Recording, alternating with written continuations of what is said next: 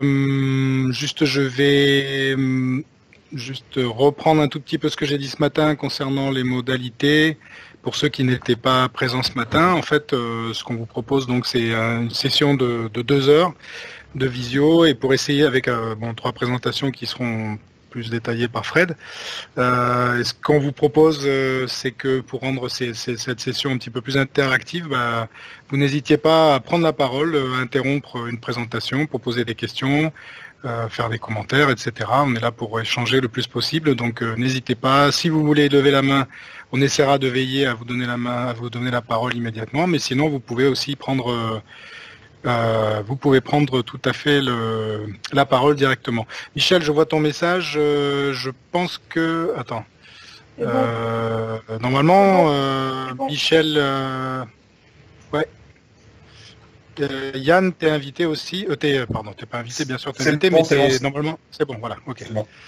Excusez-moi que je bafouille. Donc, voilà. C'est tout ce que je voulais vous dire. Je laisse la parole à Fred sans plus tarder pour qu'il introduise la session. Donc on attaque. On attaque. Ok. Oui, je pense qu'on peut y aller. Ok, bon, bonjour. Alors, on a donc une session qui va s'organiser autour de 3 présentations, dont les titres sont indiqués sur la diapositive. Normalement, vous devez voir ma souris.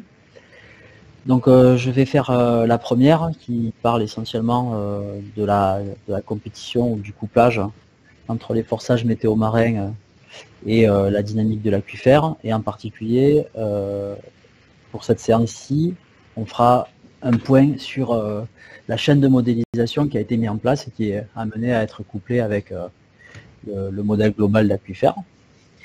Et ensuite, on aura donc une deuxième présentation qui portera sur les aspects rivières, donc les couplages à l'embouchure de la tête entre les régimes de rivière et la morphodynamique qui bien sûr ont des conséquences sur la totalité de l'aquifère environnant. Et enfin, la dernière présentation sera sur tout ce qui est nouveaux dispositifs de mesure et d'observation sur le littoral Languedoc, sur le littoral du Roussillon, pardon, bien sûr dans le prolongement de ce qui avait été présenté la fois d'avant, et avec tous les développements qui ont été faits depuis. Et ça, là aussi, ça touche l'observation de la dynamique du littoral et la morphodynamique. Voilà, donc sur ces considérations générales, je vais faire donc du coup la première présentation, elle me concerne directement. Voilà, donc il s'agit de travailler, donc j'attaque, il s'agit de travailler donc sur la propagation du signal météo-marin dans un aquifère côtier, et donc l'objectif de ça, c'est arriver à mieux prendre en compte la mer dans la modélisation hydrodynamique souterraine. Donc je vais un peu formuler le problème. En haut de la diapositive, on voit en fait très rapidement qu'on a différents types de processus qui interviennent sur le littoral et au-delà, puisque finalement l'aquifère qu'on voit ici en bas s'organise à une échelle telle qu'on ne peut pas limiter le raisonnement à l'échelle strictement littorale. Et on va voir dans la suite d'ailleurs que c'est déterminant pour tout ce qui peut se passer sur ce couplage. Donc ce qui est important, c'est de faire la différence dans la suite entre l'aquifère libre, qui est celui qui est directement connecté avec la surface, dont le toit peut battre lentement, et les aquifères captifs qui, eux, sont captifs au sens hydrogéologique du terme, c'est-à-dire que si on se place dans la partie continentale, ils n'ont aucune possibilité de faire varier leur niveau d'eau, donc c'est la pression qui va compenser l'impossibilité de faire varier le niveau d'eau, mais qui par contre en mer restent des systèmes qui sont partiellement ouverts. Et donc toute la question est de savoir où et comment l'interaction entre aquifère libre, mer, et aquifère captif, mer, se fait, et quelles sont les modalités de cette interaction. Dans un contexte, c'est ce qui est repris en haut, où finalement les processus sont nombreux, spatialement pas les mêmes, dans la mesure où au large, on n'observe pas du tout les mêmes mécanismes de forçage qu'à la côte. Donc pour rappeler, on va dans la suite séparer essentiellement tout ce qui se passe dans la zone littorale de la zone côtière, et la différence entre les deux, c'est essentiellement l'apparition dans la zone littorale et pré-côtière de l'effet des vagues de manière significative. Ok, donc les objectifs du projet de la tâche, de cette partie de la tâche 4 dans le démo, c'est donc de caractériser précisément les processus et les forces contrôlant la condition limite marine de l'ensemble d'un aquifère côtier, donc comment on force ceci sur ce bord-là, être capable de développer un modèle complet, un modèle numérique, complet permettant la quantification de cette condition limite et valider cette démarche-là. On va voir comment. Utiliser enfin ces forçages et ces contrôles de la condition limite dans le modèle d'aquifère du projet démo, qui fait l'objet d'une tâche à part entière, et de manière plus générale, aider au développement des outils de gestion de la ressource en eau. Bien sûr, sur le cas de l'aquifère du Roussillon, des aquifères du Roussillon. Alors cette diapositive un peu rébarbative au premier abord est juste là pour expliquer le fait qu'il y a une multitude de processus côtiers et littoraux qui se superposent et qui rendent en fait la physique de ce système relativement difficile à cerner. C'est d'ailleurs un domaine de recherche à part entière.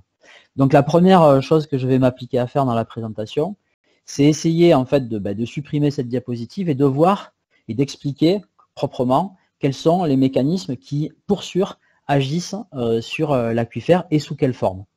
Et donc là, typiquement, j'évite toute forme d'équation et je vais vraiment m'intéresser à la description des processus. Et ça permet de donner un langage commun pour comprendre ensuite la chaîne qu'on a mis en place. Donc la première chose qu'il faut bien comprendre, c'est la notion de tension de radiation. Donc les tensions de radiation, ce sont ni plus ni moins que des forces qui sont horizontales et qui sont le résultat, en fait, si vous voulez, du fait que dès lors que les vagues s'approchent de la côte, elles commencent à voir le fond. Okay, voir le fond, ça veut dire qu'en fait, le mouvement orbital qui est représenté ici n'est plus nul à partir d'une certaine profondeur. Et à partir de là, la totalité des paramètres qui décrivent les vagues, comme les vitesses horizontales, comme le mouvement vertical des particules d'eau, etc., sont atténués avec la profondeur et ils suivent une loi de ce type-là. Okay, et donc, parmi ces grandeurs-là, il y a des forces horizontales qui sont dues au fait qu'une vague est asymétrique. Les vitesses au niveau d'une crête sont toujours légèrement supérieures aux vitesses qui sont dans un creux, et du fait de cette asymétrie, on assume un transport de masse, et ce transport de masse va se traduire par une force qui est bien évidemment, parce que je viens d'expliquer, décroissante avec la verticale. Donc là, j'ai représenté ces tensions de radiation. Et donc ces tensions de radiation vont s'exprimer jusqu'à une certaine profondeur qu'on appelle la limite d'action des vagues, au-delà de laquelle elles sont nulles.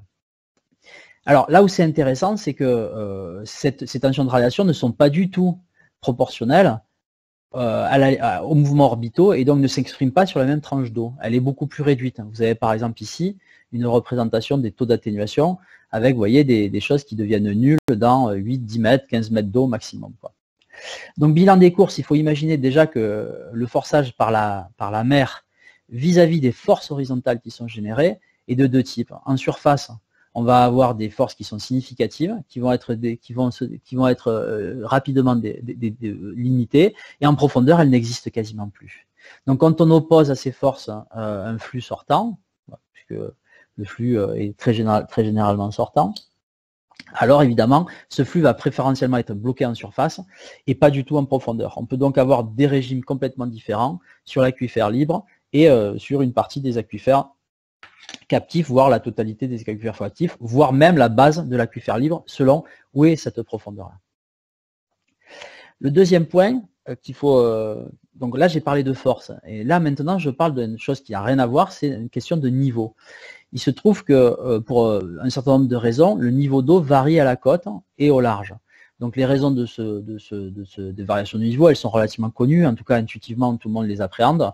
Il y a évidemment la marée qui peut faire bouger ce niveau, il y a la surcote liée aux vagues, qui est donc l'accumulation d'eau à la côte du fait du transport que j'ai mentionné précédemment, et qui est partiellement compensé par des courants de retour, mais qui, l'un dans l'autre, induit une élévation de l'eau à la côte. Il y a également le vent qui souffle, et qui va, indépendamment des vagues, et qui va amener l'eau de la côte. Également, les réductions de pression atmosphérique qui réduisent la pression exercée sur la masse d'eau et donc qui vont permettre l'élévation du niveau. Et il y a également des mécanismes de run-up qui sont des élévations instantanées sur la plage elle-même, très localisées. En disant cela, en fait, je montre que je ne parle pas des forces précédentes, mais je parle bien d'un mécanisme qui est indépendant. Et donc, qu'est-ce que va faire cette superposition de mécanismes d'élévation? Elle va, au niveau du trait de côte, générer en général quelquefois un abaissement, mais la plupart du temps une élévation. Et un peu plus au large, elle va également entraîner une élévation qui sera, pas tout le temps, mais très souvent inférieure à celle qu'on observe à la côte. En profondeur et dans l'aquifère libre, ça va se traduire par une évolution de la dynamique du toit libre de la surface de l'eau, niveau piézo. Et dans l'aquifère captif, ça va se traduire par des modifications de la pression hydrostatique, puisqu'elle sera imposée à ce bord-là. Alors, quelque chose qui est très important à piger, c'est que vous voyez que ces processus, la marée, la surcote, etc., ont des échelles de temps qui sont très différentes. Le run-up, c'est quelques secondes, la marée, c'est des multiples de 12 heures. Bilan des courses, et là, entre les deux, on peut avoir des choses qui durent 3 jours comme quelques heures. Bilan des courses, on a quelque chose qui est hautement fréquentiel, et on verra que dans la solution qu'on a mis en place à la fin, il y a cette dimension fréquentielle. Et quelque chose qui est très important à savoir aussi, c'est que dans tout matériel poreux, comme celui qui est représenté en orange, donc nos aquifères, on a une dissipation de tous les phénomènes oscillatoires. Et cette dissipation est d'autant plus forte que les fréquences sont élevées. Autrement dit, dans un aquifère de ce type-là, on verra plus loin la marée qu'on ne voit les vagues, et plus on s'éloigne, plus on est susceptible de ne plus avoir l'influence de tous les mécanismes qui sont de haute fréquence. Et un autre point qui est extrêmement important, c'est le fait que les niveaux d'eau à la côte et au large, je l'ai déjà dit, ne sont absolument pas contrôlés par les mêmes processus. Donc, si on regarde dans un puits ce qui va se passer, on doit s'attendre à un enregistrement très complexe du signal du niveau, et donc des pressions, puisque c'est la superposition à la fois de mécanismes qui vont agir à des endroits différents. Lui va agir par là, et donc dans un endroit, dans un lieu spatial qui n'est pas du tout la côte, et celui-ci va agir directement avec des mécanismes moteurs qui sont totalement différents.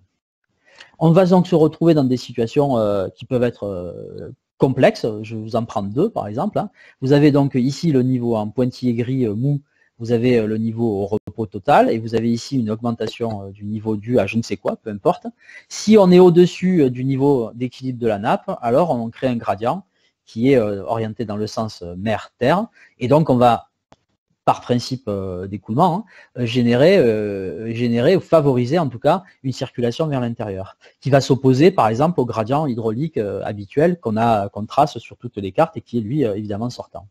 Par contre, dès lors qu'on va vers la mer, on retrouve un gradient sortant pour la bonne et simple raison qu'on suit la pente de ce plan d'eau. Inversement, si par contre vous avez eu une mise en charge de votre système et que votre niveau d'eau, même s'il est élevé, est inférieur à celui que vous avez sur la rivière, alors dans ce cas-là, vous avez la totalité du système qui est sortant, sachant qu'ici, ça reste relativement indéterminé et mal connu. Du coup, Fred, je peux poser une question. Tu prends en compte la pression en fait du bassin versant et notamment des fleuves. Oui. Je ne fais pas d'hypothèse sur cette flèche bleue. J'imagine qu'on a un forçage et qu'il est ce qu'il est. Et de toute manière, si on fait des cartes indépendamment de la présence d'un fleuve, mais si on fait des cartes piézo, elles vont nous donner un écoulement de ce type-là, quoi. Et en fait, j'explique sur cette diapositive que selon la nature de ce niveau et la relation de ce niveau par rapport à la position moyenne, on va dire, de la nappe dans la zone continentale, alors on va avoir des mécanismes soit d'entrée, soit de sortie, mais que dans tous les cas, s'il est question du niveau, on a quand même des mécanismes de sortie dans la partie offshore, dans la partie extérieure de la plage. Ce sont des papiers qui datent de 2013-2014 qui montrent que vous avez beau avoir des conditions de setup fortes, une plage, elle fonctionne toujours en domaine sortant à partir d'une certaine profondeur et une certaine distance au haut de plage. Ok ? Ça répond à la question ou pas? Ou peut-être pas? Non, c'est bon, ok. Ok, et puis donc il y a un autre mécanisme qui est important et qui est évoqué dans la gestion de la ressource en eau, c'est évidemment la salinisation des puits avec des problèmes de salinisation, donc d'entrée d'eau chargée en ions. Et donc là, bien sûr, c'est un mécanisme de diffusion. Donc je précise pour la suite que par mécanisme de diffusion, on n'entend pas de transport. Un mécanisme de diffusion, c'est un mécanisme qui part du principe que même si vous avez du matériel qui n'est pas en mouvement, alors les particules chargées peuvent se déplacer. Par contre, elles vont se déplacer très très très lentement, et donc évidemment leur taux de pénétration est ridicule. Donc il est évident que quand on parle de diffusion, souvent on parle d'advection-diffusion, au sens où on a à la fois transporté avec de l'eau le matériel, et en plus on l'a fait diffuser, c'est-à-dire que c'est par mouvement brownien que les particules se répartissent au sein du massif. Pourquoi je dis ça? Puisque derrière, il y a un modèle qui va faire qui va prendre en compte cet aspect-là, et c'est évidemment un modèle d'advection-diffusion et pas seulement de diffusion. Voilà. Ok.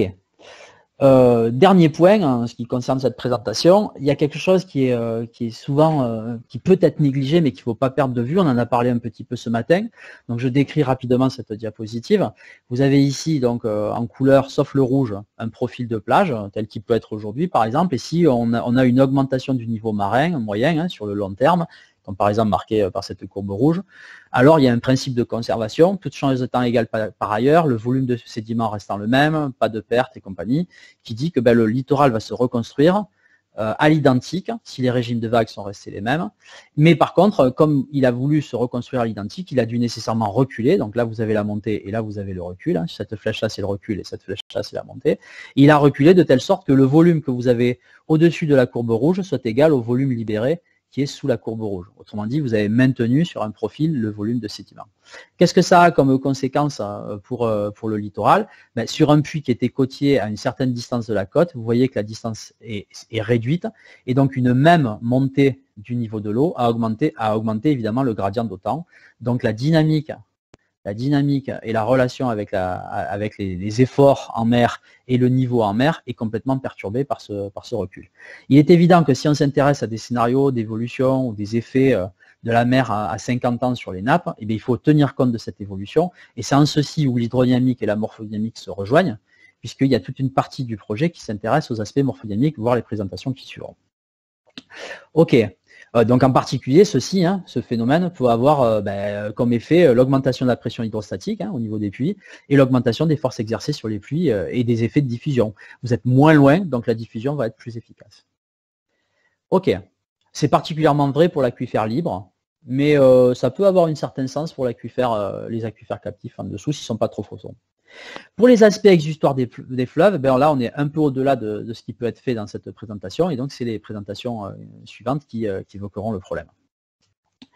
Voilà, donc maintenant, qu'est-ce qu'on a fait dans cette partie du projet? On a essentiellement mis une chaîne de modélisation en place avec des actions qui sont liées à cette chaîne de modélisation. Donc je décris cette chaîne de modélisation.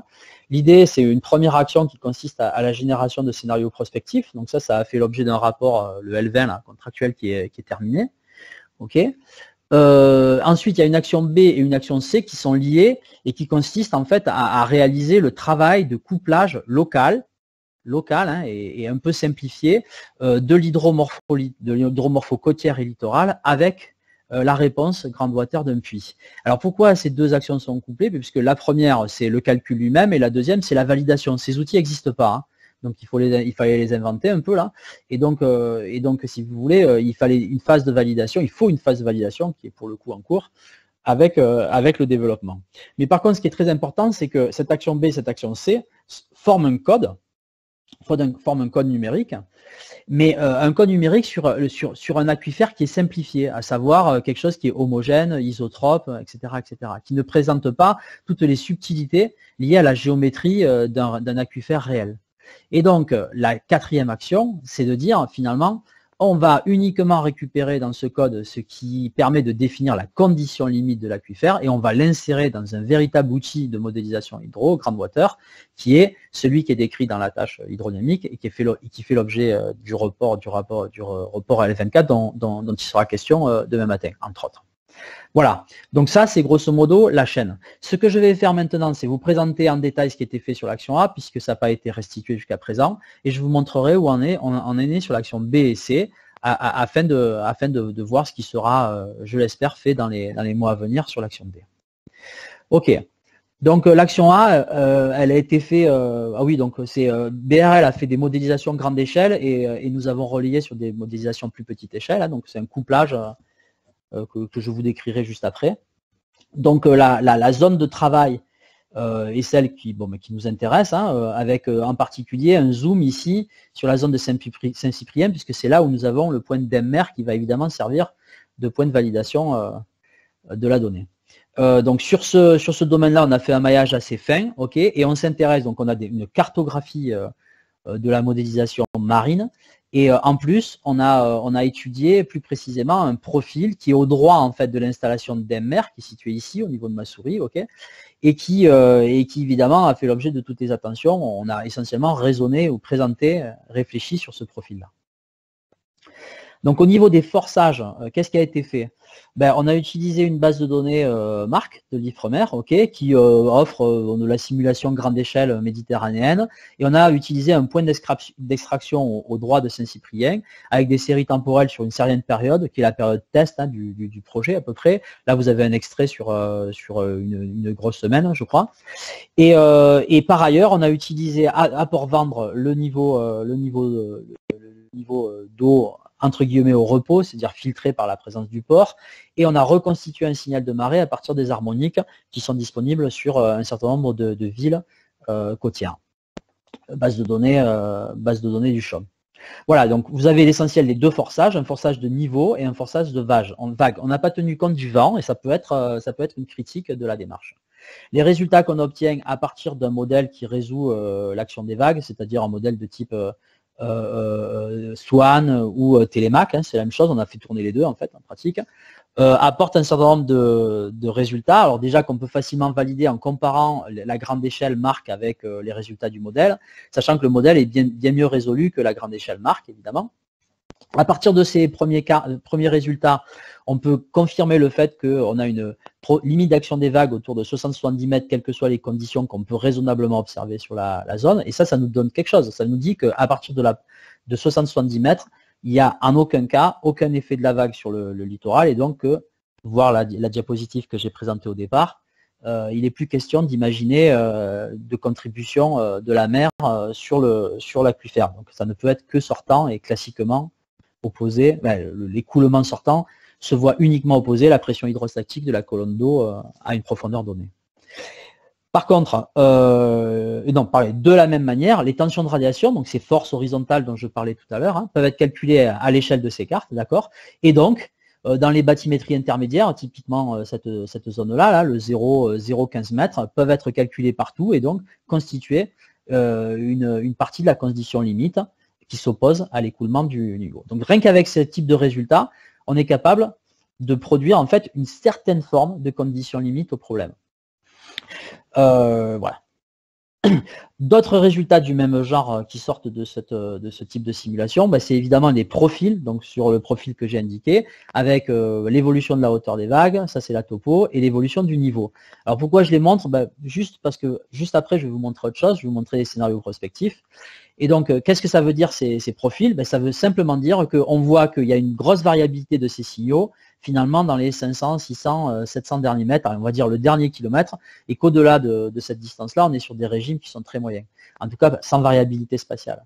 Donc on peut distinguer, finalement, ce qui va se passer de manière très superficielle. Regardez, la bâtie ici, vers 900 mètres, elle est ridiculement faible, on est dans le 10-12 mètres, de tout ce qui sera au-delà. Autrement dit, ce que je suis en train de décrire concerne essentiellement l'aquifère libre. Ça c'est la même chose, mais en temps, si vous mettez en un point, vous avez des séries temporelles, et justement, donc ça permet de basculer sur l'analyse de scénarios prospectifs. Alors qu'est-ce que j'entends par analyse de scénarios prospectifs? On se place dans des approches de type RCP, Donc les scénarios RCP, c'est des scénarios qui permettent d'imaginer des évolutions, des proxys physiques continentaux et marins, en l'occurrence hauteur de vague, niveau d'eau, etc., etc. Et il y en a différents types, 2.6, 8.5, 4.3, etc., etc. Et donc on a fait un certain nombre de choix de scénarios, des scénarios très problématiques et des scénarios plus cool. Et en termes donc soit de vague, soit de niveau, on a pris des offsets à 20 ans, 50 ans, 80 et 100 ans.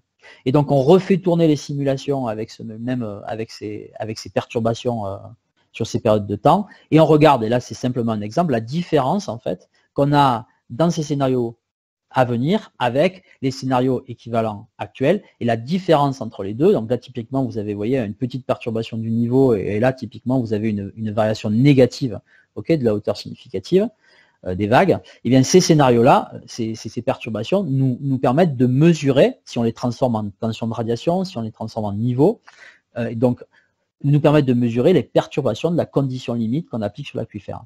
Donc qu'est-ce que ça raconte cette diapositive? Ça dit finalement, avec la première approche grande échelle, on est capable de donner des contraintes en force ou en niveau. Essentiellement le niveau ça concerne l'aquifère libre, et par ailleurs on est capable de calculer à 20 ans, 50 ans, 30 ans, 100 ans, on a fait ces 4 dates là, l'effet de certains scénarios sur cette condition limite.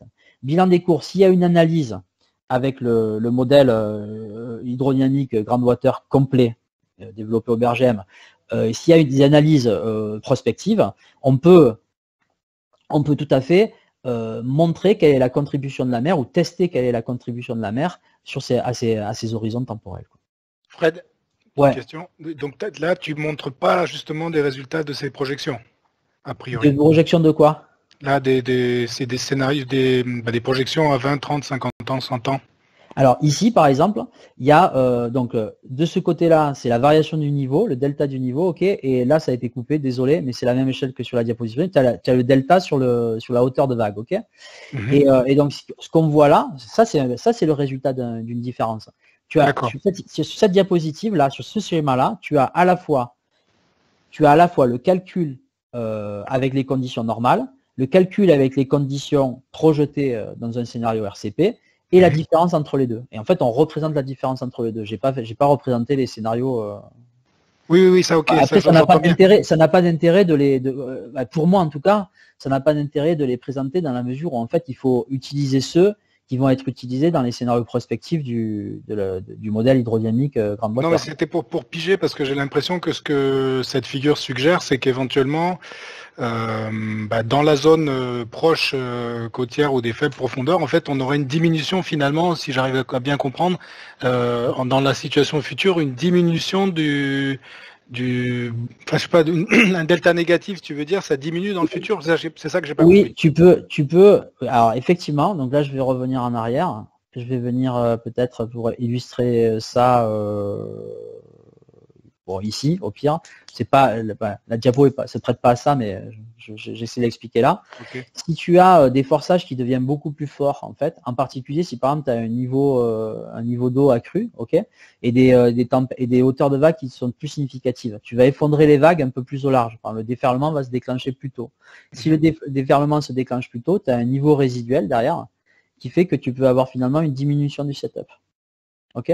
D'accord. C'est en tendance. Alors sur un événement extrême, tu vas peut-être avoir une augmentation du setup, mais sur des calculs statistiques moyens, tu peux te retrouver avec un niveau de setup qui est moins fort. Autrement, par exemple, ça s'observe très bien si tu es si tu es sur des profils de plage dissipatifs. Si par exemple tu vas sur la côte ouest de Taïwan où vous avez des zones très plates, et c'est un peu le cas, alors c'est pas trop le cas au niveau du Roussillon, mais c'est le cas dans le golfe des Guemortes, des choses comme ça. Si tu dissipes beaucoup, si tu augmentes l'énergie des vagues sur un truc très dissipatif, toute l'énergie va partir en dissipation, il va rien te rester en niveau. Et donc le setup sera moins fort que celui que tu aurais observé avec une pente plus forte, des choses comme ça. D'accord, c'est un peu contre-intuitif. Je crois qu'il y a une question de Yann. Ouais. Oui, ma question c'était effectivement si tu montes ton niveau, tu vas avoir tes vagues qui déferlent plus proche de la côte. Mais tu as parlé tout à l'heure du phénomène de translation de ton profil dans le temps. Ouais. Le schéma de Brune classique là. Ouais. Et donc là en fait quand tu fais ces simulations, tu gardes ta bathymétrie fixe, j'imagine. Alors, mais si tu imagines une translation de profil, en fait tu devrais avoir une translation de ta courbe de vague aussi. Alors ce que j'ai dit tout à l'heure, c'est le contraire. J'ai dit justement que quand on augmentait l'énergie des vagues, on allait reculer le déferlement. Et par contre, là, je te rejoins complètement. Il y a la loi de Brune ou l'équivalent, le principe de Brune qui existe et qui fait que si on attend 50 ans, on va translater le profil et le reproduire a priori à l'identique. Bilan des courses. Quand on fait des simulations, on garde le même profil. Pourquoi? Parce qu'on part du principe que le principe de Brune va s'appliquer. C'est-à-dire que dans 50 ans, le niveau sera monté et le littoral aura reculé en conservant éventuellement la même forme. Si c'est le cas, alors la simulation à 50 ans et la simulation aujourd'hui, c'est la même.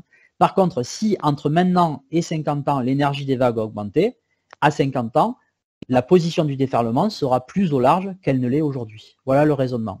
Okay. Par contre, mais du coup, ton augmentation d'énergie des vagues, parce que ça, c'est pas dans les scénarios RCP, donc ça, tu l'as prise de quelle manière?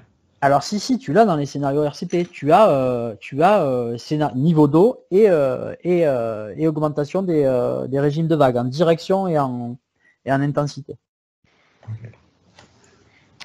Ok. Merci, tu peux continuer. Ok. Alors, non, par contre, ce qui est très clair, c'est que en faisant cela, on sépare la réponse morphologique de l'hydro. C'est-à-dire que typiquement, on est en train d'expliquer que dans 50 ans, on assume que la morpho de la plage sera la même qu'aujourd'hui, ce qui est évidemment faux, si en particulier l'énergie des vagues a augmenté, le profil de plage ne sera pas le même. Si par exemple les vagues sont plus énergétiques, un système va avoir tendance à se raidir en termes de pente par rapport à maintenant. Et donc, ce que je viens de dire avant devient un peu faux, quoi. Ok ? Mais la seule manière d'analyser et de faire du prospectif, c'est d'essayer de séparer les effets les uns des autres et de les appliquer de manière, on va dire, indépendante, linéaire en fait, sans interaction entre eux, quoi. Voilà, donc voilà à quoi sert la modélisation grande échelle. Et à cette modélisation grande échelle, on est venu coupler en fait une modélisation plus petite échelle. Donc comment ça fonctionne ?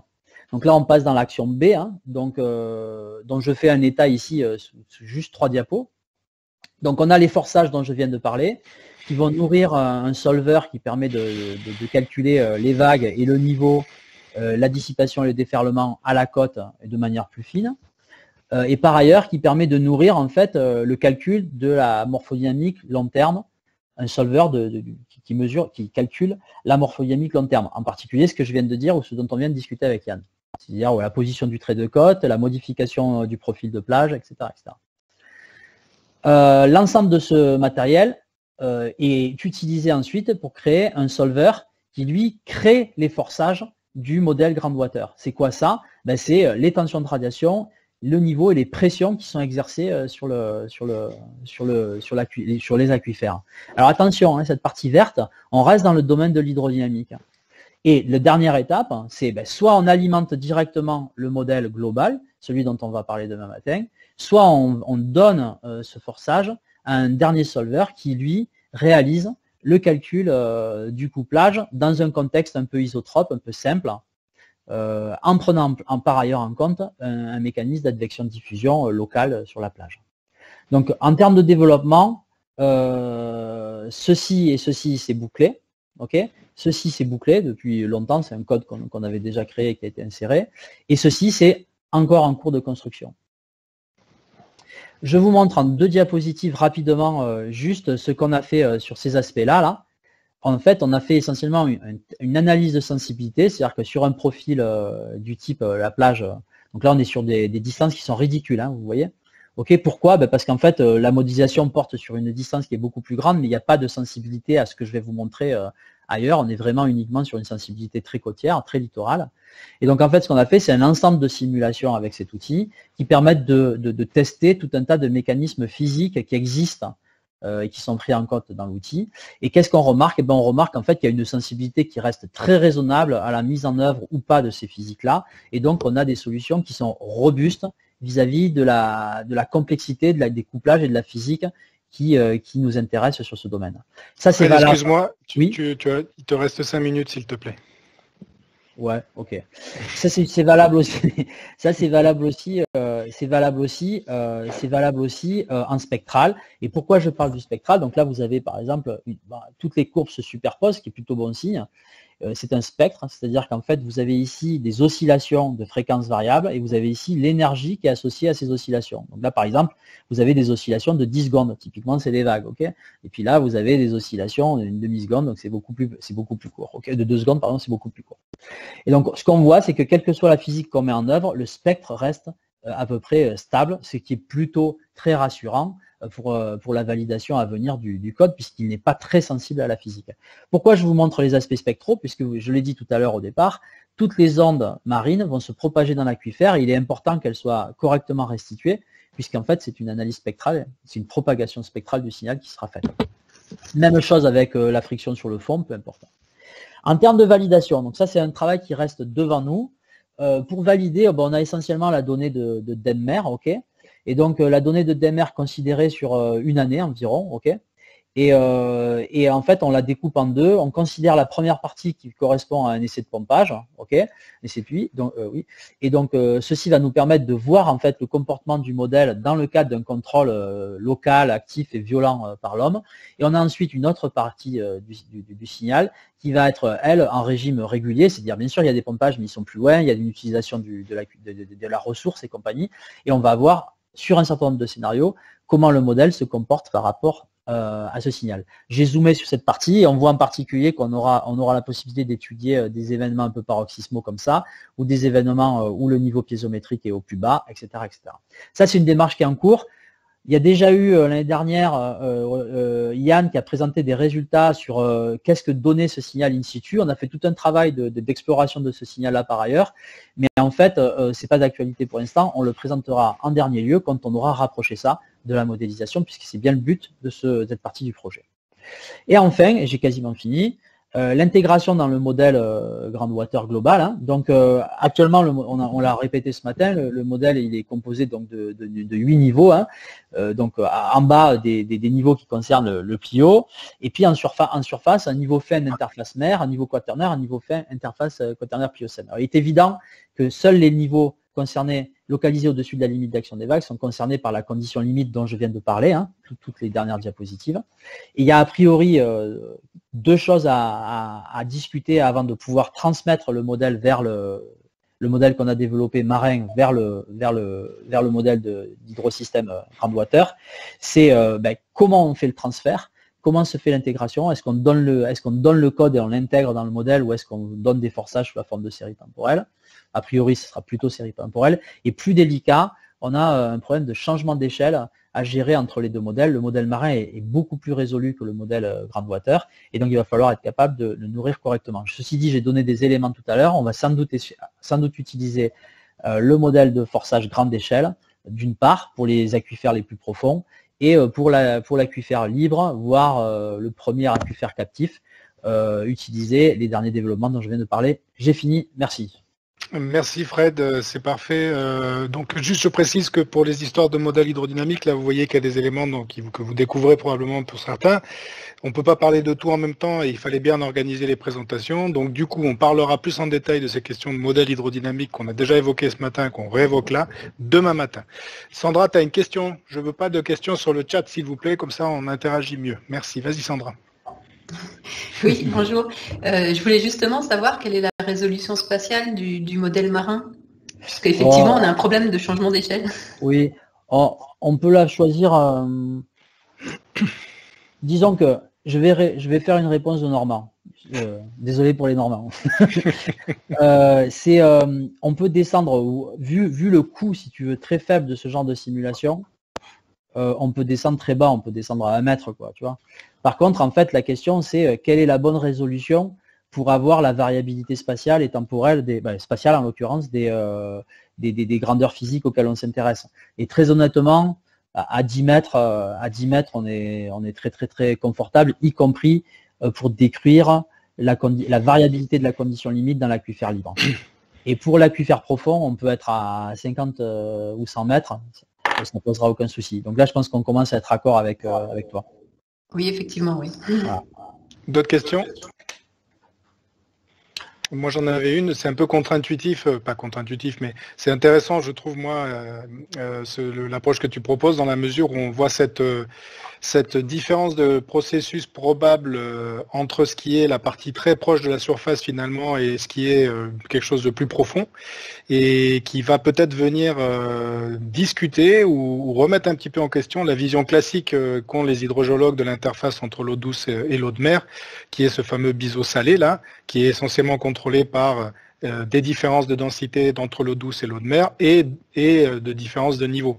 Et en fait, toi, avec ce que tu proposes, tu vas venir probablement un petit peu challenger la partie, en tout cas en surface de cette interface, ça me semble, et pour le coup, comme la surface, c'est les parties quaternaires du système, ça me semble super intéressant. François? Ouais. Oui, il veut peut-être répondre, Fred, d'abord. Éventuellement, ou après, c'est dans le même sens pour toi, ou... Non, je voyais là sur l'année dernière, il y a un an, on avait parlé de Gloria, mais j'ai vu. Vas-y, réponds d'abord peut-être. Ouais, ok, ça marche. Donc, ce que tu dis en fait, c'est cette partie orange. Hein. C'est-à-dire qu'on pourrait très bien, d'ailleurs, on l'avait même pas annoncé dans le projet, hein, cette partie orange, on en était resté à des scénarios prospectifs et nourrir en fait le modèle hydro avec des forçages, on va dire, intéressants, prospectifs, représentatifs, tout ce que vous voulez. Bref, faire du scénario. Mais en fait, ce qu'on se rend compte, c'est que c'est effectivement très intéressant d'essayer d'aller plus loin et de réaliser ce couplage. Par contre, c'est pas miraculeux, hein, il faut remettre les choses à leur place. Ce couplage, contrairement à votre outil vraiment hydrogéol, il part du principe d'un milieu isotrope monocouche. Donc en fait, il va nous apporter des choses sans doute uniquement sur la surface. Et par contre, effectivement, ça permettra j'espère, on n'est pas loin, hein, de complètement remettre à plat cette idée de biseau salé, qui est un non-sens. Mais ça, la mesure le dit déjà. Hein. Voilà. La forme du biseau salé et des trucs comme ça. Intéressant, on va remettre en question biseau salé. Allez, François. Non, mais la forme. Oui. Avec ton modèle, est-ce que tu peux prédire un peu l'impact aussi d'événements extrêmes, comme on voit sur ta diapo, là, avant-dernière diapo. On avait parlé un peu de Gloria l'année dernière, et puis je vois qu'il y a eu un autre événement fin avril qui était la tempête Vera. On les voit bien dans tous les signaux. Est-ce que c'est des choses aussi que tu peux prédire? Oui, on pourrait. Alors, donc sur cette période-là, on a pas toute cette période-là, mais on a sur une partie sur cette période-là, on a de la simulation, ce qui veut dire qu'effectivement numériquement, on peut nourrir le modèle qui est décrit ici, là, ok, et donc regarder au moins les tensions de radiation et l'effet que ça implique sur le puits, quoi, ok. Après, ceci ne tournant pas encore tout à fait, il faut encore attendre, je pense, jusqu'à l'été, avant qu'on soit capable de regarder la réponse du système. Et après, si tu penses à l'aspect rivière, et là, ça devient encore un peu plus compliqué parce qu'il faut être capable d'opposer à tout ceci un flux hydrique sortant. C'est encore un peu plus compliqué, quoi. Ouais, je pensais à Gloria parce que pendant Gloria, on a eu les 3 fleuves de la plaine du Roussillon qui sont montés en charge. Donc, on peut se poser la question de leur impact. Ce qui est certain, c'est que s'ils sont montés, ils ont chargé la nappe sur les côtés, et donc il faut s'attendre à être dans ce scénario-là, vraiment dans un scénario comme ça, là, typiquement comme ça. Et donc ça peut être effectivement très intéressant de voir finalement si un phénomène paroxysmal comme Gloria va réussir à s'opposer à ce gradient-là, qui sans doute était de ce type-là, puisque tu avais chargé à mort la nappe dans la zone continentale, ou si au contraire il est capable de le dépasser. Est-ce qu'il est capable de le dépasser? Donc finalement tu peux avoir des intrusions, ou parce que tu as des fleuves, comme tu viens de le dire, totalement chargés à mort, finalement tu as beau monter, tu as beau mettre des forces et des tensions de radiation, tu n'arriveras pas à compenser le gradient sortant, quoi. C'est vraiment une question. Ok. Merci Fred, je vais être obligé on va passer à la présentation suivante, et s'il faut, si on a du temps vers la fin, on pourra revenir s'il y a encore des questions. Merci. Non, c'est très bien, c'est toi qui gères la session, vas-y. Eh bien, oui, pardon. Alors, donc du coup, François va suivre, donc en partant sur les aspects typiquement rivière, évoqués rapidement tout à l'heure, et va nous faire une présentation sur transport solide, morpho, dans le contexte de la tête. Ok, c'est une présentation à double voix avec Florian Mélard. Donc là, on passe à la surface, hein, on va s'intéresser aux interactions entre le fleuve et la zone côtière, hein, entre transport solide et la morphologie littorale en prenant exemple la tête, et on parlera un petit peu des différents événements, notamment Gloria de l'année dernière. Donc c'est une présentation couplée entre le CFREM et bien sûr et le BRGM Yann Balouin. Donc c'est Florian qui passe les diapos. Non. Il y a peut-être un petit temps de latence en fait. Voilà. Ok, donc la problématique des mots que l'on a déjà présenté l'année dernière sur ce volet de transport solide, c'est de voir un peu le rôle des apports sableux, notamment dans la construction des barres d'embouchure, ces barres d'embouchure peuvent former des protections face à l'élévation du niveau marin d'un côté, donc pour contrecarrer un peu les problèmes de submersion marine, mais de l'autre côté aussi entravent la décharge du fleuve, notamment lors des événements extrêmes comme Gloria, et peuvent provoquer aussi des risques d'inondation. Donc l'idée ici, c'est de voir un petit peu le couplage entre, d'un côté, les forçages marins et les forçages fluviaux pour ces aléas de submersion marine et les risques d'inondation. Un des volets dans ce volet transport solide, c'est également l'amélioration des connaissances de ces interactions terre-mer, en mettant notamment en mise en place d'une instrumentation adaptée à l'interface terre-mer et notamment sur le fleuve Tête. Alors il y a aussi des interactions avec la nappe, comme on voit avec la présentation de Fred. Mais là, ici, on va surtout s'intéresser au processus de surface. Alors, depuis un certain nombre d'années au CEFREM, on s'intéresse aux apports, notamment de sédiments fins, mais aussi de sable en zone côtière. Et on a instrumenté depuis maintenant depuis 2003 une station instrumentée au niveau du passage à gué de Villongue de la Salanque, qui est notre station de référence. Et dans le cadre de démo, on a migré vers l'embouchure pour voir vraiment les interactions entre le bassin versant et la zone côtière, en mettant 2 stations instrumentées dont on parlera un peu plus tard avec Florian. Donc nos stations de référence, c'est la station hydrologique de Perpignan qui nous permet d'estimer les débits, et notre deuxième station de qualité, je dirais, des matières en suspension, à la fois des sédiments fins et des sédiments plus grossiers comme les sables, à la station de Villongue de la Salanque que vous voyez. Ça fait partie du livrable qui a été fourni, c'était le livrable 18 et 19. Donc cette station de prélèvement à Villongue de la Salanque, elle est composée notamment d'un système de prélèvement automatique, parce que l'essentiel des flux d'eau et de matière se déroule pendant les événements extrêmes, c'est-à-dire il faut considérer que c'est une dizaine de jours par an, et c'est là où il faut mesurer pour estimer ces flux sableux. Donc on a un système de pompage avec un système de télémétrie qui permet de déclencher à distance pour suivre ces événements de crue qui se déroulent souvent soit la nuit en période de vacances. Donc on a toujours besoin d'un système automatisé. Alors ces systèmes automatisés nous permettent d'estimer les flux de matière en suspension sur le long terme et de caractériser des systèmes côtiers comme la Tête pris comme exemple. C'est le seul fleuve côtier qui est suivi dans le golfe du Lion à cette haute résolution, et de permettre de faire des comparaisons avec des plus gros systèmes comme le Rhône. Alors le Rhône, c'est bien sûr le plus gros pourvoyeur de matière au golfe du Lion. Il faut considérer à peu près 8 millions de tonnes par an de sédiments, mais essentiellement des sédiments fins. Il y a un peu de sable qui est apporté par le Rhône. On peut dire que c'est 10% des apports totaux, contrairement aux fleuves côtiers comme le Tech, l'Agly ou le Tech, qui sont des affluents ou des rivières qui sont torrentielles et qui peuvent apporter jusqu'à 20 à 25% de sable en suspension. Alors en comparaison avec le Rhône, c'est pas grand-chose, mais si on met tous ces fleuves bout à bout, ça peut apporter, on va dire à peu près 10 à 20% de sédiments totaux au golfe du Lion. Donc ça, c'est des études que l'on fait depuis le long terme pour estimer le transport total. À la fois sédiments fins, que l'on voit notamment sur les satellites, sur les panaches, mais sédiments grossiers qui sont apportés au littoral. Alors dans Démo, on est allé un peu plus loin et on s'intéresse notamment aux sédiments grossiers qui vont directement alimenter le littoral et notamment former ces barres d'embouchure. On suit notamment ces événements extrêmes comme l'année 2020 où on a subi, des crues centenales. On n'avait jamais mesuré de tels événements dans le bassin du Roussillon. Donc on avait fait un petit article un peu provocateur, la crue du siècle dans les Pyrénées-Orientales. D'ailleurs ici c'est pas la Tête, c'est le Tech qui est en photo. Il y en a qui reconnaîtront. Et on sait que pendant ces événements, on peut apporter pratiquement 10 fois le bilan annuel de sédiments fins, mais aussi de sable en zone côtière. Et on verra un petit peu ce que ça peut donner notamment à l'embouchure. Suivante.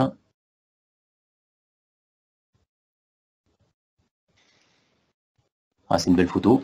Donc on voit par exemple ici, on a fait des rétrospectives sur les 10 dernières années sur les flux totaux de matière en suspension. Vous voyez le graphique en haut depuis les années 2010. On voit qu'annuellement, on apporte en moyenne à peu près 50 000 tonnes de sédiments par an. Et sur la seule année de 2020 où on a eu 2 crues centenales, on va le voir, on a apporté environ 350 000 tonnes de sédiments à la zone côtière. Ce qui est, on voit 7 à 8 fois le bilan annuel, la totalité pratiquement des apports des 10 dernières années. Donc on arrive, avec notre suivi, je dirais notre recul, on arrive à voir des courbes de calibration entre les débits et les charges de matière en suspension pour faire des rétrospectives. Donc ça se fait, je dirais, sur la longue durée, en suivant ces différents épisodes de crue. Ici en bas, vous avez un graphique de l'année 2020 où on voit ces deux événements. Ici, j'ai représenté la droite qui permet de déterminer une crue avec une période de retour supérieure à 50 ans. On ne peut pas définir des périodes de retour plus importantes puisqu'il n'y a pas de données. C'était une des premières fois où on avait atteint ces débits. Donc là, on peut seulement dire que les deux événements que l'on a eus, Gloria et Vera, ont eu des périodes de retour supérieures à 50 ans. Mais ces deux événements ont permis d'apporter l'équivalent de 10 années de sédiments, à la fois en matière fine et en sable à la zone côtière. On a une question de M. Le Guern, je crois. Oui. Oui, bonjour à tous. Juste, donc Julien Le Guern au syndicat du TEC. Juste, nous, on n'a pas du tout ces occurrences-là de crues pour Gloria. On est plutôt entre quinquennal et décennal sur le TEC. D'accord, ok. Donc pas du tout centenal, avec des donc débits là, qui pour peuvent la être... tête, Oui, pour la tête peut-être. Après, c'est parce qu'il y avait une photo sur le TEC. Voilà, nous, on est quand même dans une crue qui est assez banale finalement. Ok, merci. Donc on peut passer à la diapo suivante. Donc l'idée dans Démo, c'était aussi de suivre les sédiments grossiers, les sédiments, les sables. On a mis une instrumentation adaptée dans le cadre de Démo et notamment des instruments qui permettent d'avoir une idée de la granulométrie des suspensions et d'estimer le pourcentage de sable qui arrive pendant ces événements. On avait de vagues idées à partir de prélèvements, mais à partir de l'instrumentation mise en place dans Démo, on a pu mieux réviser, je dirais, nos bilans. Alors, on va voir quelques résultats dans la diapo suivante. Donc ici, il faut savoir que le sable est essentiellement transporté en suspension, en grosse partie. Il faut considérer que c'est à peu près 20% du transport total. Et on peut estimer qu'il y a également une partie qui est transportée sur le fond par charriage, qui est très difficile à estimer. On peut l'estimer notamment grâce à des pièges qui permettent de capter ces sables et de les caractériser. Là, on voit ici des courbes granulométriques de la taille des sédiments en suspension. Donc là, c'est la fraction supérieure à 63 microns, c'est essentiellement les sables. Et on voit notamment durant les événements que l'on a des modes de l'ordre de 300 à 400 microns qui correspondent à peu près au sable que l'on retrouve notamment sur la flèche. Donc on voit très bien que les sédiments qui constituent les flèches sableuses dans la zone côtière correspondent à ce qui est transporté notamment pendant les crues. On peut passer à la diapo suivante. Ici, on a un diagramme, un essai de diagramme. C'est un petit peu le même type de diagramme que je vous ai présenté auparavant, qui sont des ABAC. En fonction du débit, on peut estimer des concentrations de matière totale. Mais la nouveauté ici dans Démo, c'est que l'on a pu faire des ABAC pour estimer essentiellement les quantités de sable transportées en fonction du débit. Donc là, vous voyez en orange, c'était l'ensemble des données que l'on avait jusqu'à présent. Et on voit que sur un événement comme Gloria, on apporte bien sûr de plus grosses quantités de sable, ce n'est pas proportionnel. Et on voit notamment aux stations qui ne sont pas affectées notamment par la mer, qui sont situées suffisamment loin de l'embouchure, on voit qu'on a un seuil à peu près à 200 mètres cubes secondes à partir duquel l'essentiel du transport sableux se déroule. Donc c'est une petite partie des événements de crues qui sont vraiment morphogènes. Des crues avec une période de retour, avec un débit de 200 mètres cubes, on en a tous les 2, 3 ou 4 ans. Donc ce sont vraiment ces événements qui sont importants et on a estimé que sur la période de 2020, on avait à peu près 50 000 tonnes de sable qui étaient transportées. Pour les littoralistes qui parlent plutôt en volume, il faut considérer que c'est à peu près 20 000 cubes de sable transportés sur ces deux événements, ce qui correspond à peu près à 10 fois le bilan annuel moyen. On verra tout à l'heure ce que représentent ces apports 20 000 mètres cubes par rapport à un objet comme une barre sableuse dans la zone côtière. Alors, toutes ces mesures sont conditionnées bien sûr à une instrumentation adaptée en zone côtière. Je ne vous cache pas qu'on a eu de gros dégâts avec la tempête Gloria, avec la tempête et la crue Gloria. Ici, vous voyez notre station qui est située dans un méandre de la tête en condition de pré-crue 2020. On va passer, donc ce sont des images drone. On voit la situation après l'événement Vera où on est complètement ennoyé. Donc là, on a pu faire quelques mesures. Et en situation post-crue, on voit qu'il y a un gros banc de sable qui s'est déployé près de notre station. Donc concrètement, la station là, elle est hors d'usage. Vous allez voir une vue un peu plus centrée. Donc il y avait je dirais un avant Gloria et un après Gloria. Là, on voit notre radeau qui est complètement ensablé et qui est inutilisable. Et puis c'est vrai que récemment, il y a eu des opérations de désembâclage dans le bassin versant. Il y a eu sans doute des problèmes de communication et notre système a été complètement élagué, notamment par les tractopelles dans la zone. Donc bon, ça c'est un autre problème, mais on doit essayer de se remobiliser, de changer notre station de place. On a quelques discussions, notamment avec le service de prévision des crues pour installer notre système au niveau d'un passage à gué. Alors, quelques résultats importants, hein, notamment, c'est que dans le cadre de démos, particulièrement, on a pu mieux estimer les flux totaux de matière, notamment en période extrême, mieux estimer les flux de sable et les comparer notamment à ce qu'il se passe au niveau des embouchures. Et une chose qui est très compliquée que l'on continue à faire, c'est la caractérisation du transport de fond. Mais comme je vous l'ai dit, ce qui est important peut-être sur les fleuves côtiers par rapport aux gros fleuves comme le Rhône, mais ça représente environ 10% du transport total. Alors la suite, effectivement, je vous parlais de la réhabilitation de nos instruments de terrain après Gloria, et notamment le déplacement de notre station vers Villelongue de la Salanque. Et actuellement, donc Florian va prendre la suite, on valorise les données acquises durant cette période démo dans le cadre d'une thèse qui est financée par la région Occitanie. Et donc c'est Florian Mélard qui va présenter les résultats préliminaires des interactions au niveau de l'embouchure. Tous les résultats que je vous ai montrés, ça s'est situé en amont, je dirais, du fleuve, où on n'est pas impacté encore par le domaine marin. Et on va voir que à l'embouchure, on a des mécanismes particuliers qui se déroulent et qui peuvent modifier un petit peu ce transit dans le continuum ternaire des sédiments.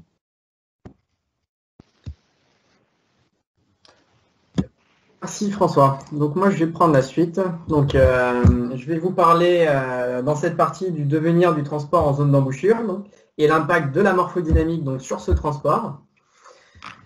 Donc, comme l'a présenté François précédemment, afin d'étudier ce qui se passe en zone d'embouchure, 2 stations instrumentées de fond ont été financées dans le cadre du projet démo. Donc, on a tout d'abord une station dit fleuve.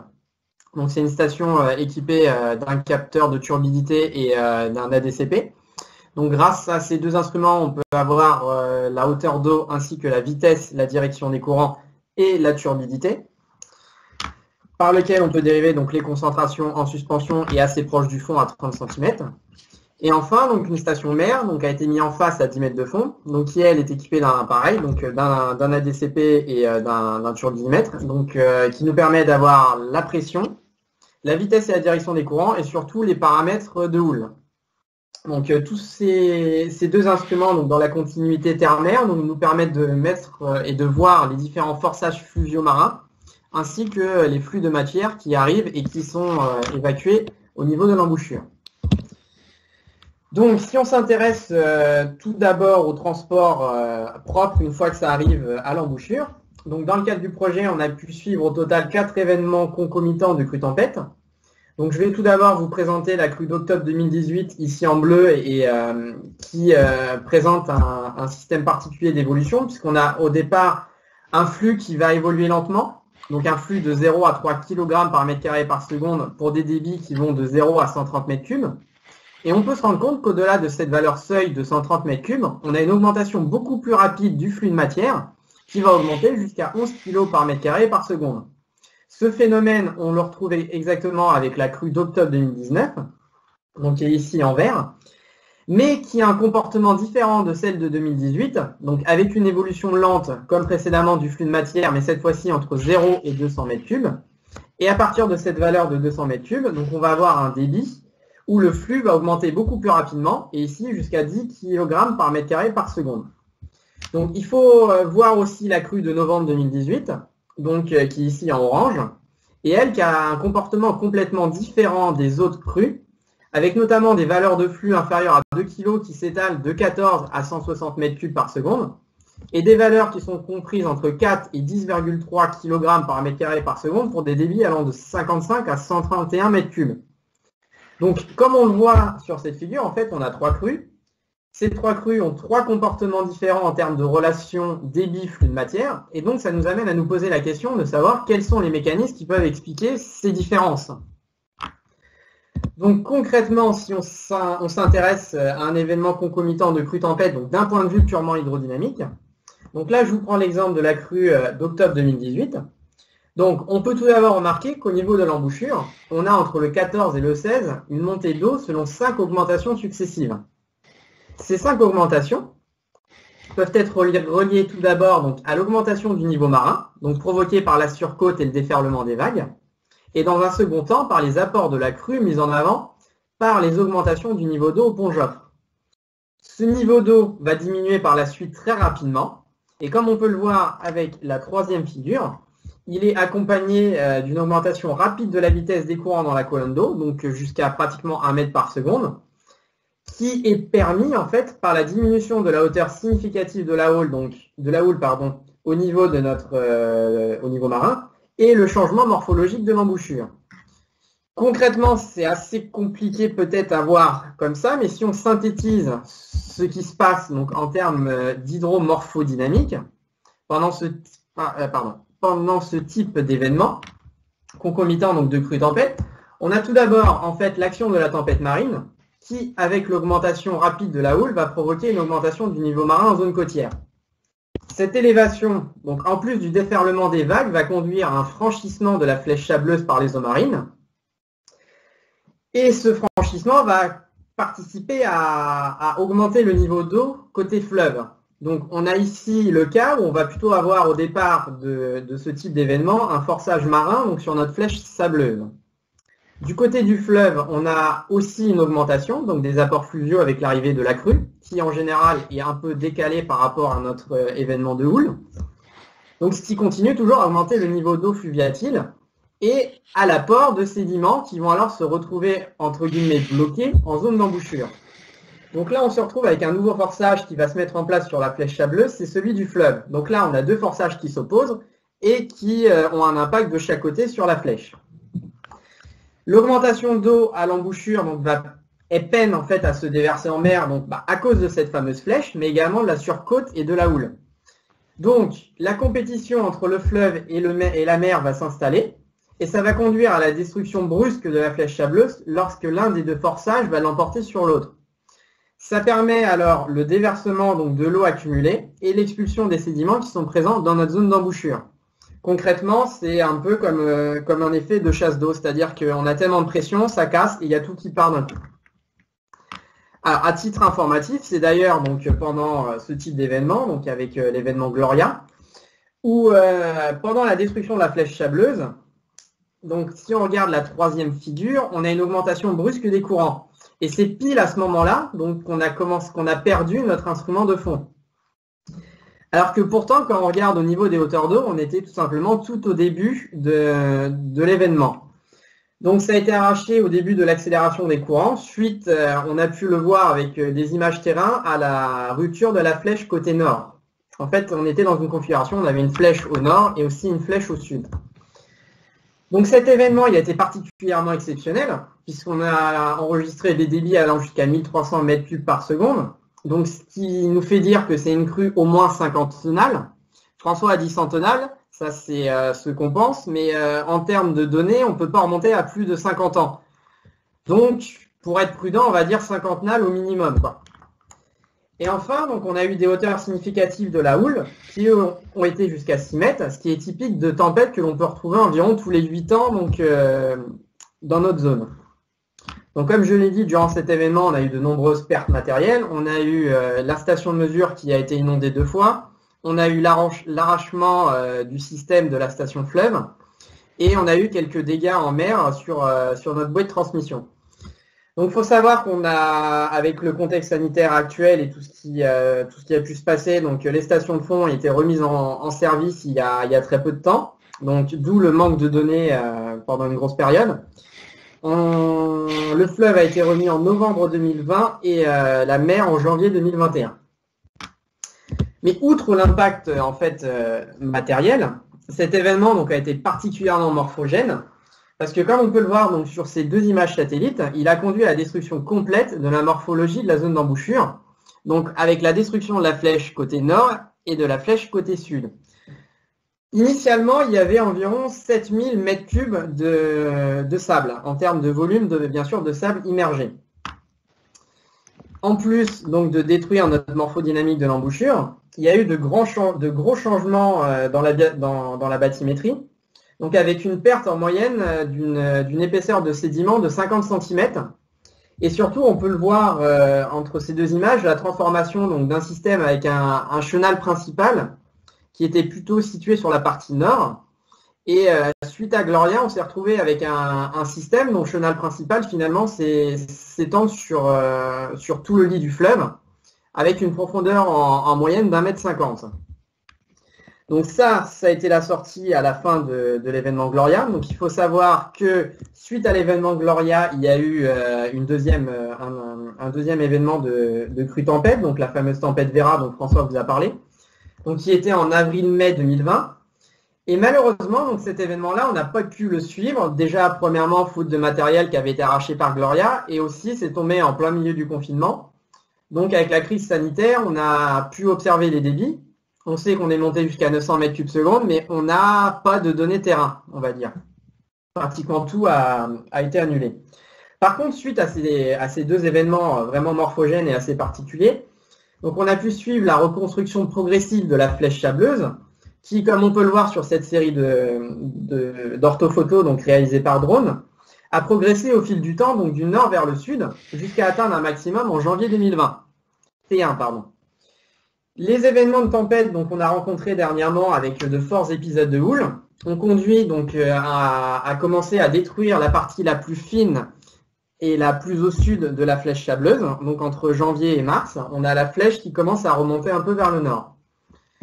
D'ailleurs, suite à ces événements, on a pu constater donc la reconstruction progressive de la plage sur sa partie sud. Et normalement, on le voit un peu, et notamment l'enfouissement donc d'une grande partie des gravats qui affleuraient dernièrement et qui pouvaient devenir dangereux. Parce que là, concrètement, on avait les gravats qui étaient visibles et on avait une coupe nette du sable et quelqu'un en bord pouvait très bien tomber. Ce qu'on voit là à l'heure actuelle, c'est que la destruction par nos événements de houle de la flèche a conduit à reconstruire notre plage sur la partie sud. D'ailleurs, on peut dire que la construction de cette flèche qui a forcé la sortie du fleuve vers le sud est une situation qu'on a déjà observée dans le passé, qu'on observera sûrement dans le futur, mais qui devrait disparaître prochainement en fonction des événements, pour revenir vers une embouchure qui soit plus centrée ou alors dans son caractère dit normal, qui normalement a une embouchure plutôt située vers le nord. Il faut savoir que l'embouchure peut varier entre le nord et le sud sur une distance de 1 km nord-sud. Et la suite de tout cela, c'est le cadre de ma thèse. Donc dans le cadre de ma thèse, en fait, on va essayer de répondre à différentes questions, notamment la quantification des apports en sédiments à la côte, et plus particulièrement les apports en sable. Améliorer la quantification du transport de fond par charriage, donc avec l'utilisation d'un nouveau système, un petit radeau télécommandé avec un ADCP. Et aussi essayer de comprendre le devenir des sables en zone côtière. C'est-à-dire que les sables apportés par la crue, qu'est-ce qu'ils deviennent? Est-ce qu'ils sont exportés? Est-ce qu'ils sont directement remobilisés dans la dynamique de l'embouchure? Ça, c'est une des grandes questions aussi que l'on se pose à l'heure actuelle. Après, en termes de morphodynamique, il y aura aussi la réalisation d'un modèle conceptuel d'évolution de l'embouchure, donc selon les différentes conditions environnementales, donc que ça soit qu'un événement de houle, un événement de crue, un événement concomitant, l'impact de la tramontagne. Qu'est-ce que cela va, comment ces conditions vont modifier la morphodynamique de notre embouchure. Et enfin, continuer à essayer de comprendre le rôle de la flèche lors des événements. Et surtout, ça c'est un des principaux objectifs, c'est identifier les mécanismes de destruction de la flèche. On sait qu'on a des forçages, mais est-ce qu'un forçage va favoriser la cassure de la flèche ou non par rapport à un autre? Est-ce que c'est les deux qui sont nécessaires pour casser la flèche? Voilà aussi une des questions à laquelle on essaiera de répondre. En termes d'avancement des livrables, donc nous on a terminé la rédaction depuis je crois ça va être le mois de novembre de notre livrable, donc 18-19. Et voilà, et merci de votre attention. Très bien. Merci François, merci Florian. Est-ce qu'il y a des questions pour les présentateurs?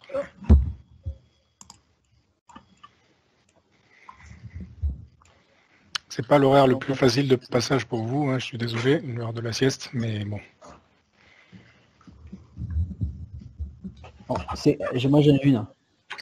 Tous les livrables qui sont mentionnés sont effectivement soit terminés, soit en cours de finalisation. Il y a un travail de relecture que je dois faire et les rapports s'empilent un peu et j'ai du mal à suivre. Mais bien sûr, sachez que tout ça va être mis à disposition. Je vous expliquerai plus précisément comment demain après-midi, mais je tenais à ce que les livrables soient mentionnés dès maintenant pour que lorsque vous récupérerez les présentations, vous puissiez retrouver le livrable qui concerne les diapositives que peut-être vous aurez gardé en tête suite aux présentations. Voilà. Donc plus d'infos là-dessus demain après-midi. Yann, tu as la parole. Ok, merci Yvan. Donc effectivement, on va faire la dernière session de ce webinaire sur les aspects un peu plus technologiques, après les sessions plus résultats scientifiques. Et je vais notamment vous parler de développement de nouveaux dispositifs de mesure qu'on a mis sur le littoral.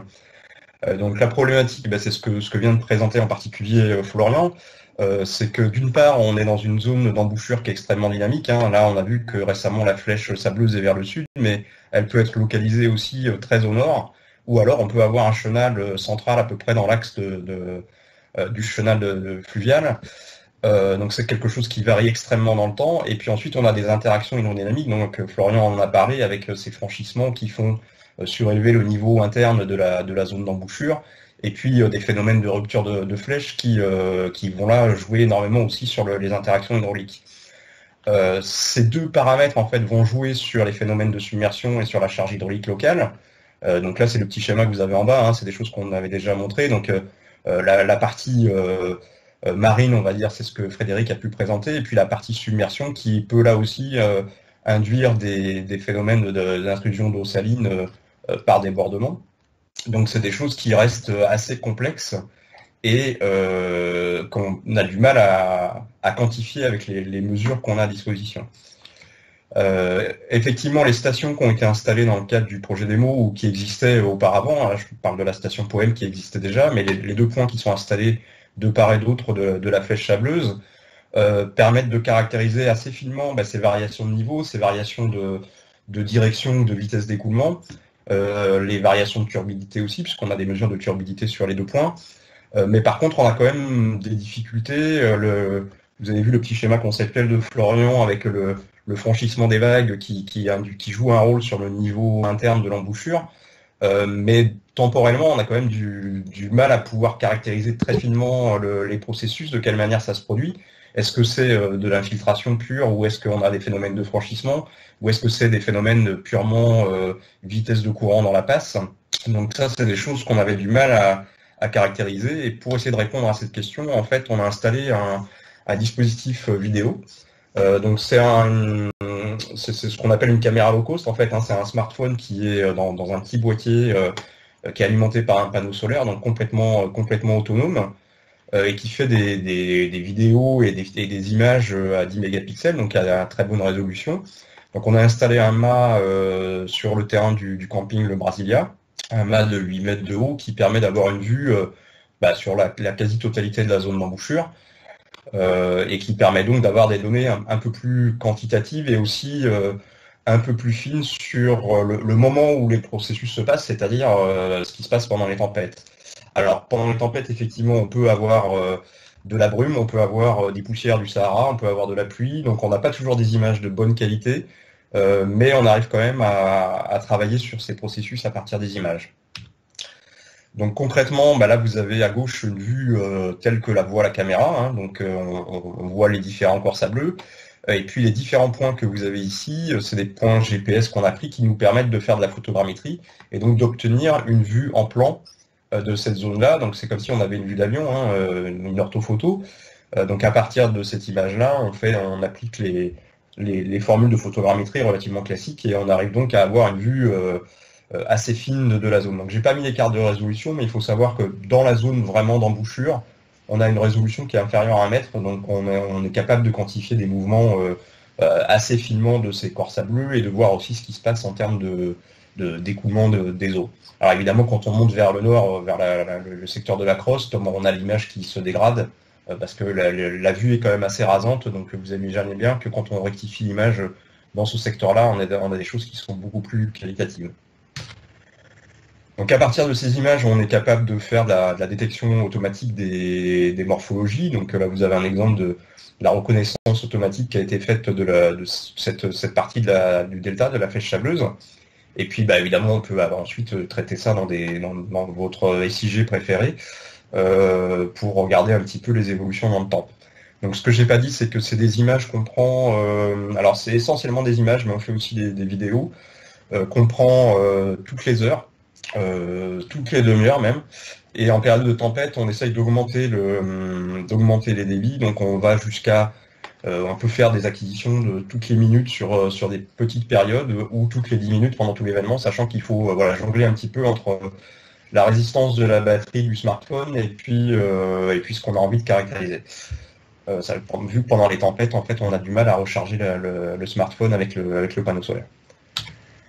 Donc en termes de suivi morphologique, là je vous ai mis un petit exemple de suivi donc depuis août 2020 jusqu'à la semaine dernière, et qui montre un petit peu donc l'image rectifiée et puis la hauteur de vague là, que vous avez ici, donc avec une tempête la fin février qui a atteint presque 5 mètres de hauteur. Et voilà un petit peu le type d'évolution temporelle qu'on peut avoir. Alors on a encore un mouvement de l'image, vous allez voir que parfois ça saute, parce qu'on a le mât qui peut bouger quand on a des épisodes de fort vent. Donc c'est des choses qu'on sait rectifier, mais qui n'ont pas été traitées pour l'instant. Et donc vous voyez que quand on arrive dans la période un petit peu de tempête, là, des hauteurs de vague un peu plus importantes, on va avoir d'une part le chenal qui s'est élargi pour une fois, et ensuite quand on arrive sur les tempêtes vraiment plus importantes, on va avoir des modifications un peu plus fortes de la forme de la flèche. Sur cette tempête par exemple, alors on a quelques périodes aveugles et vous voyez que le chenal a été poussé vers le sud, le delta a été complètement modifié, et on a eu aussi une rupture dans la zone sud de l'embouchure. Et donc à chaque nouvel épisode de tempête, on voit qu'on a des variations morphologiques assez importantes. Et ces variations, bien sûr, là on voit que suite à cet événement, on a une fermeture quasi totale de l'embouchure. L'axe principal de la tête est plutôt par ici. Donc on a un tout petit chenal qui est situé dans la zone sud.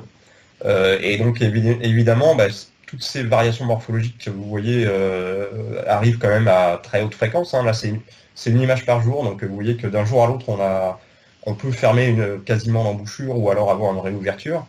Donc effectivement, tout ça va avoir des incidences sur les phénomènes hydrauliques dont on a parlé tout à l'heure. Et donc on a, grâce à cette outil vidéo, la possibilité de voir en temps quasi réel, en temps réel, cette évolution pour pouvoir la prendre en compte dans les analyses, notamment des interactions hydrodynamiques. La dernière tempête que vous voyez, on a encore une zone aveugle pendant l'épisode de tempête, mais on voit qu'on a eu formation de ces éventails ici qui sont liés au franchissement. Donc ça, c'était pour l'aspect vraiment suivi à moyen terme. Donc on est capable de caractériser la migration du chenal, l'évolution de sa section. On est capable de voir si on a des gros changements morphologiques en termes de largeur de flèche, hauteur de flèche non, mais en moins de largeur. Mais on est aussi capable de regarder ce qui se passe pendant une tempête. Donc juste à titre d'exemple, je vous ai mis la tempête du 28 novembre. Donc c'était une petite tempête marine, on est inférieur à 4 mètres de vague, 4 mètres de hauteur significative des vagues au pic. Un niveau marin qui est monté d'à peu près 50 cm, donc c'est une surcôte à Port-Vente, ça, donc dans le port, donc c'est une surcôte classique aussi, pas exceptionnelle. Et puis un niveau d'eau qui lui est monté, donc c'est ce que montrait Florian, on a quasiment toujours un décalage, même si on parle d'événements concomitants, on a souvent quand même un décalage entre le pic de crue et puis le pic de vague. Le pic de vague est plutôt concomitant des précipitations, et puis ensuite on a le déphasage temporel qui est la mise en charge du bassin versant. Donc quand on regarde cet événement, donc là je vous ai mis une petite animation, donc ce que voit la caméra à gauche et puis l'image rectifiée, et vous voyez que, alors on le voit en particulier sur l'image rectifiée, c'est que on a une différence assez marquée de la couleur de l'eau. Donc on voit qu'on a une eau interne très turbide qui s'écoule principalement par le chenal, et puis une eau externe un peu plus bleue, et on voit que donc on a cette eau, ce franchissement qui se fait côté marin, mais qui se fait pas côté, on n'a pas d'eau, on n'a pas de panache turbide à l'extérieur de la flèche, donc on a essentiellement des entrées maritimes et pas de sortie fluviale au niveau de la flèche, et la sortie fluviale se fait essentiellement par le petit chenal qui est situé au sud. Et donc ça permet là aussi de voir un petit peu, on sait exactement où sont faits les franchissements. Est-ce que ces franchissements, ils ont permis la création d'une brèche et l'ouverture d'un nouveau chenal ou pas? Donc on a des éléments aussi pour voir un petit peu en termes de cinématique de cette interaction crue-tempête, à quel moment on va déclencher des nouveaux processus, et est-ce qu'ils sont plutôt liés à des phénomènes maritimes ou à des phénomènes fluviaux. Donc voilà, c'était juste pour vous donner un petit aperçu de ce nouveau dispositif d'observation qu'on a mis en place et qui va bien sûr être maintenu, on l'espère, pour de nombreuses années, mais à minima pour toute la durée de la thèse de Florian, donc qui a commencé en octobre et qui va durer 3 ans. Voilà, je vous remercie. Merci Yann. Y a-t-il des questions, s'il vous plaît?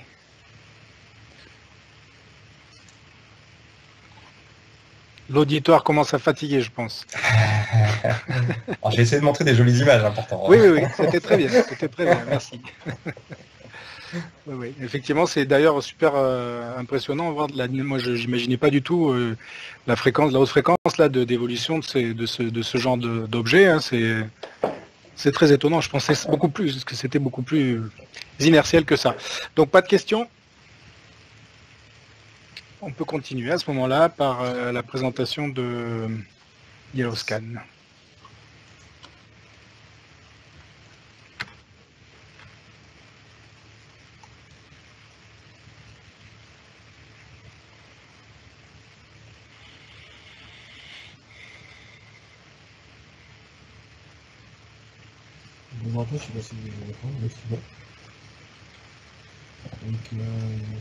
C'est bon, il faut parler un petit peu plus fort, parce que là, sinon, tu vas finir de nous endormir.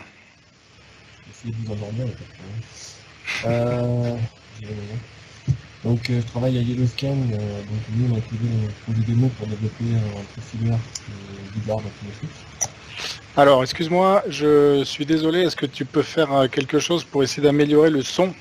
Parce qu'on t'entend très très mal et il y a un grésillement assez fort. Je sais pas si tu peux changer de micro ou faire quelque chose, s'il te plaît. Il faut se rapprocher. Ou déjà te rapprocher, ouais. C'est le maximum de l'approche que je peux faire. D'accord. Ah.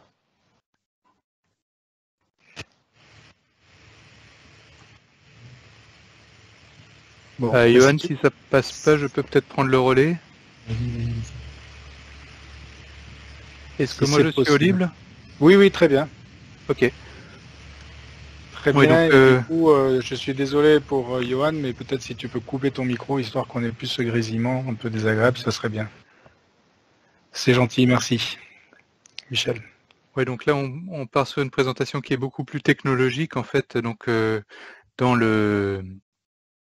YellowScan, on a développé un profileur lidar bathymétrique pour faire des diagnostics de bathymétrie sur des objets comme l'embouchure de la tête dans le cours de ce projet.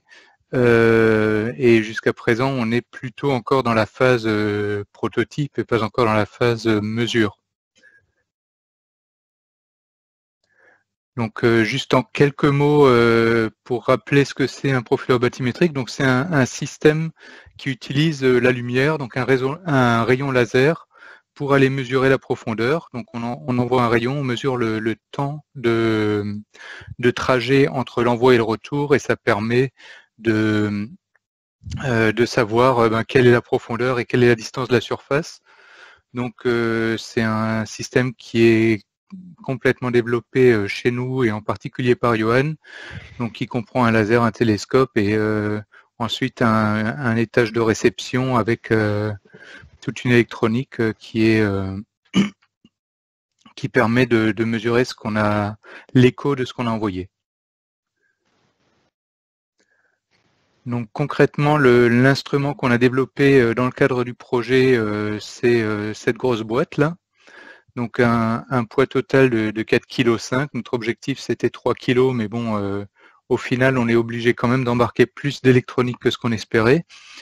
Et donc cet engin, on va le faire voler à une dizaine de mètres au-dessus de la surface de l'eau, pour en tirant vers le bas pour mesurer la profondeur. Donc avec une fréquence d'acquisition d'environ 20 Hz, donc 20 mesures par seconde. Et bon, une autonomie sur l'engin même d'1 heure, mais en général l'autonomie elle sera plutôt limitée par le drone qui va le porter, puisque c'est un instrument qui est prévu pour être porté par un drone. Ensuite, il pourrait aussi être utilisé depuis un pont ou bien sur un bateau.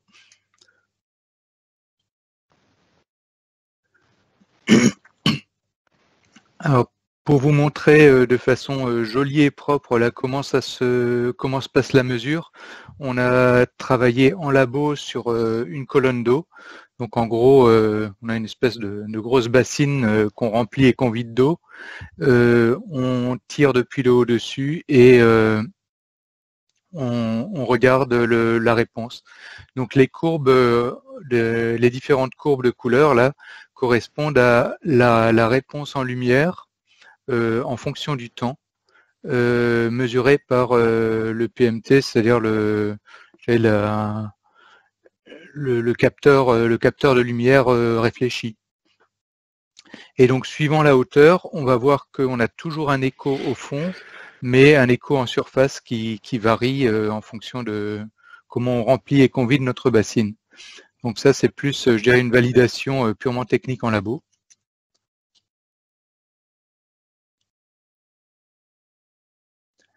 Et ensuite, on a amené ce proto sur le terrain. Donc le premier test, c'était sur la passerelle du Pilou. Donc c'est aussi en région, mais c'est pas sur la tête, là, c'est côté Villeneuve-les-Maguelones.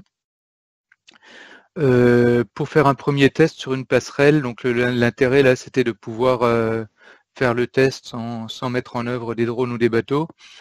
Et de pouvoir comparer à une mesure faite par perche avec GPS.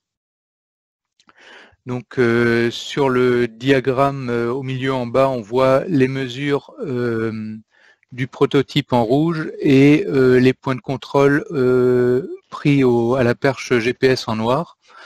Alors ça colle pas très bien. Donc on s'est posé la question pourquoi. Et en fait, bon, il y a énormément de vases à cet endroit, et donc en fait en mesurant à la perche, on s'enfonce assez profondément dans la vase et on a une mesure qui est souvent 20 cm en dessous de la surface à laquelle la lumière pénètre, puisque le lidar, lui, va seulement mesurer jusqu'au moment où la lumière est bloquée par la vase, même si la vase est très, très molle, et dès qu'elle est opaque, la lumière s'arrête.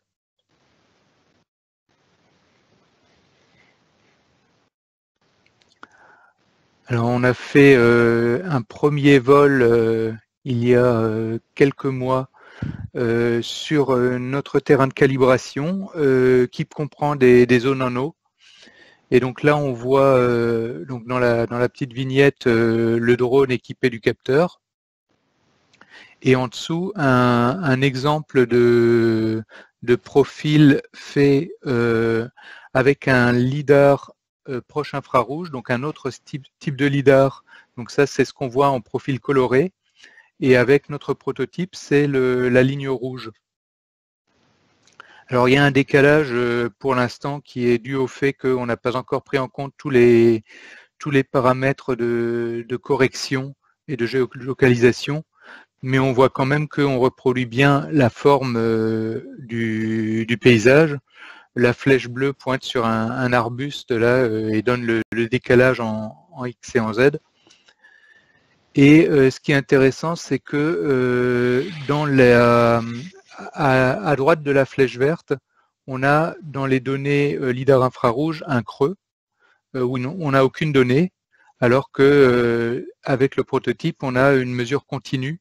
C'est-à-dire que là, on a une zone en eau qui n'est pas mesurée par le lidar proche infrarouge, mais qui est bien mesurée par notre prototype.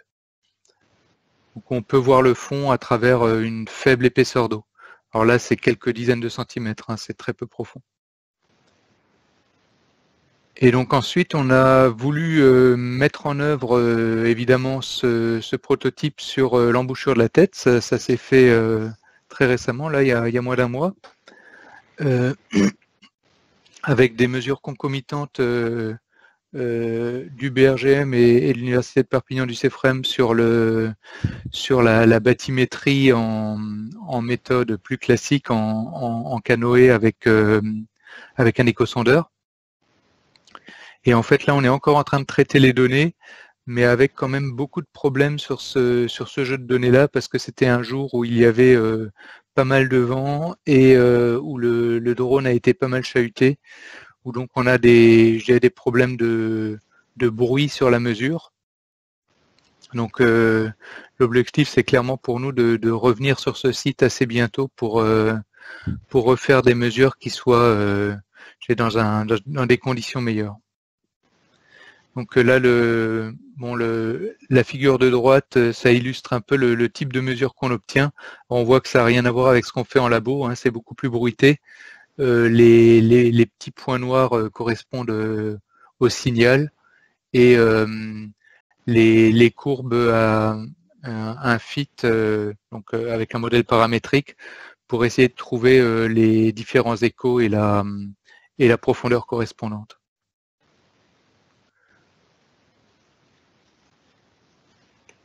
Donc en conclusion, aujourd'hui on a abouti à un prototype fonctionnel. Les résultats en labo sur la mesure de l'épaisseur d'eau sont cohérents. On a des premiers résultats en extérieur mais qui ne sont pas encore tout à fait concluants. Et donc là le travail actuel c'est qu'on va rechanger certains composants pour améliorer le rapport signal sur bruit, optimiser le poids, parce que là je dirais les difficultés qu'on a eues en drone elles sont aussi liées au fait que on est un peu en limite de la capacité de drone à porter du poids. Et ensuite, repartir sur une acquisition sur l'embouchure de la tête. Voilà, s'il y a des questions. Très bien, merci Michel. Oui, j'en ai une. Bonjour, Eric Voc, je suis un voisin, parc naturel régional de la Narbonnaise. J'écoute avec attention vos travaux. Une question sur cette très intéressante expérimentation LIDAR. Est-ce qu'il y a un seuil de turbidité à partir duquel, au moins, vous avez-vous testé en labo, des seuils de turbidité de l'eau à partir desquels les données commencent peut-être à être moins fiables? Parce qu'on travaille sur des embouchures, il y a souvent beaucoup de turbidité sur les embouchures. Oui, alors en fait, on a un peu réfléchi à ça au début du projet avec le CEFREM, mais on n'a pas réussi à mettre en place des expérimentations vraiment concluantes, parce que pour nous, on n'est pas trop équipé sur, je dirais, ce genre de choses, et reproduire en labo une eau turbide, c'est pas très évident pour nous. Et moi, j'avais justement une petite question. On a vu quelques images prises par drone là dans les présentations de Yann et de François et de Florian.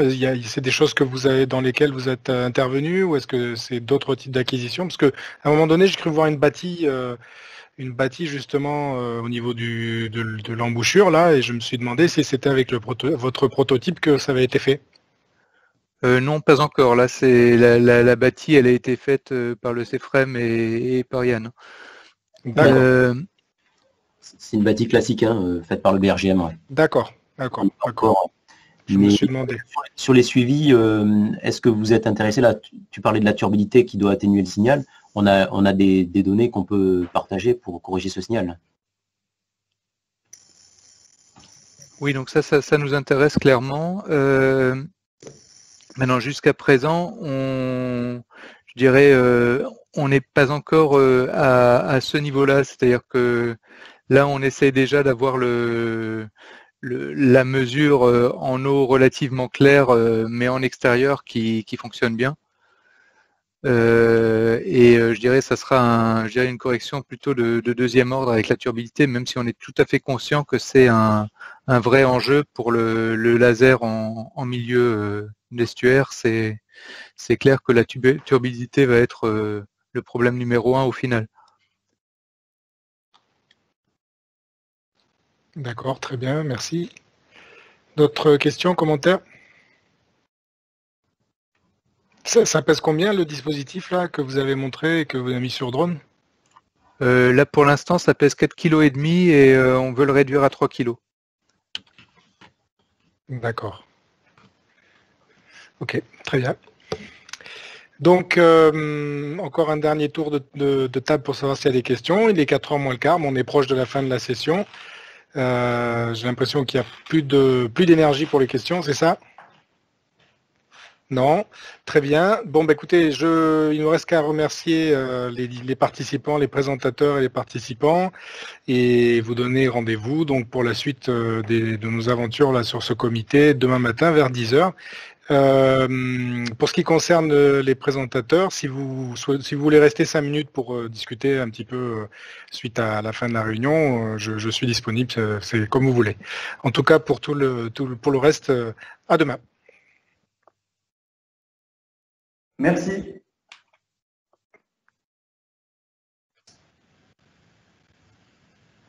C'est Marielle.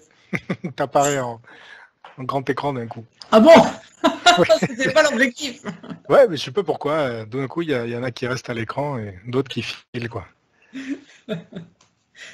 Bon. J'ai pris des notes. Tu veux que je te les envoie maintenant? Je te les enverrai demain après-midi. Non, ça sert à rien. Je t'avoue que je vais pas compiler ça maintenant. Je compilerai tranquillement plus tard. Parfait. Je garde ton. Donc, je vois un message là. Vous pouvez rester. Enfin, on peut changer. Hein, si Fred, François, Yann, si vous souhaitez. Je sais pas. Ah tiens, il y a Jean-Baptiste aussi. Salut.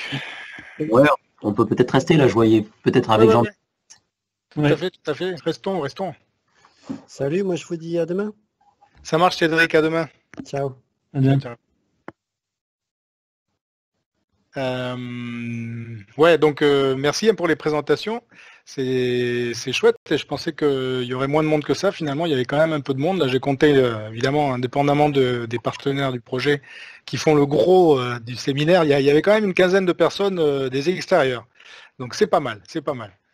Je craignais, franchement, s'il avait fallu parier, je suis pas sûr que j'aurais dit 15. C'est bien. Non, c'est pas mal, ouais. Ouais. Bon. Hein, des impressions, des questions, des commentaires, des réclamations? Non, je voyais que Jean-Baptiste, on avait commencé, j'ai vu, il y avait une des questions, là tu disais lundi, tu avais intégré les dernières données embouchure. Oui. Alors j'ai vérifié, en fait, il y avait des... à l'époque, on avait échangé les fichiers, puis après, tout ça, c'est un peu perdu entre les confinements et notre projet chassant l'autre. Donc, j'ai regardé les fichiers, en fait, il y avait des données qui n'étaient pas bien redatées, en fait. Elles étaient redatées sur des pas de temps, pas à 5 minutes. Donc, du coup, j'ai rectifié le fichier. Et donc maintenant, sur la station embouchure, vous avez les données, donc j'ai pris le fichier Excel d'origine. Vous avez, je vais partager mon écran peut-être, si je peux. C'est toi qui a la main, Yvan, je crois. Ah non, c'est pas moi, c'est toi, tu fais ce que tu veux, tu partages ce que tu veux. J'ai pas accès au... Très démocratique ce Teams là. Ah, t'as pas accès, oui, parce que Émilie, est-ce que tu veux bien, s'il te plaît, donner l'accès à monsieur Jean-Baptiste? C'est Émilie qui a la clé des champs. Clé des champs. Voilà. Oui. Démocratie contrôlée.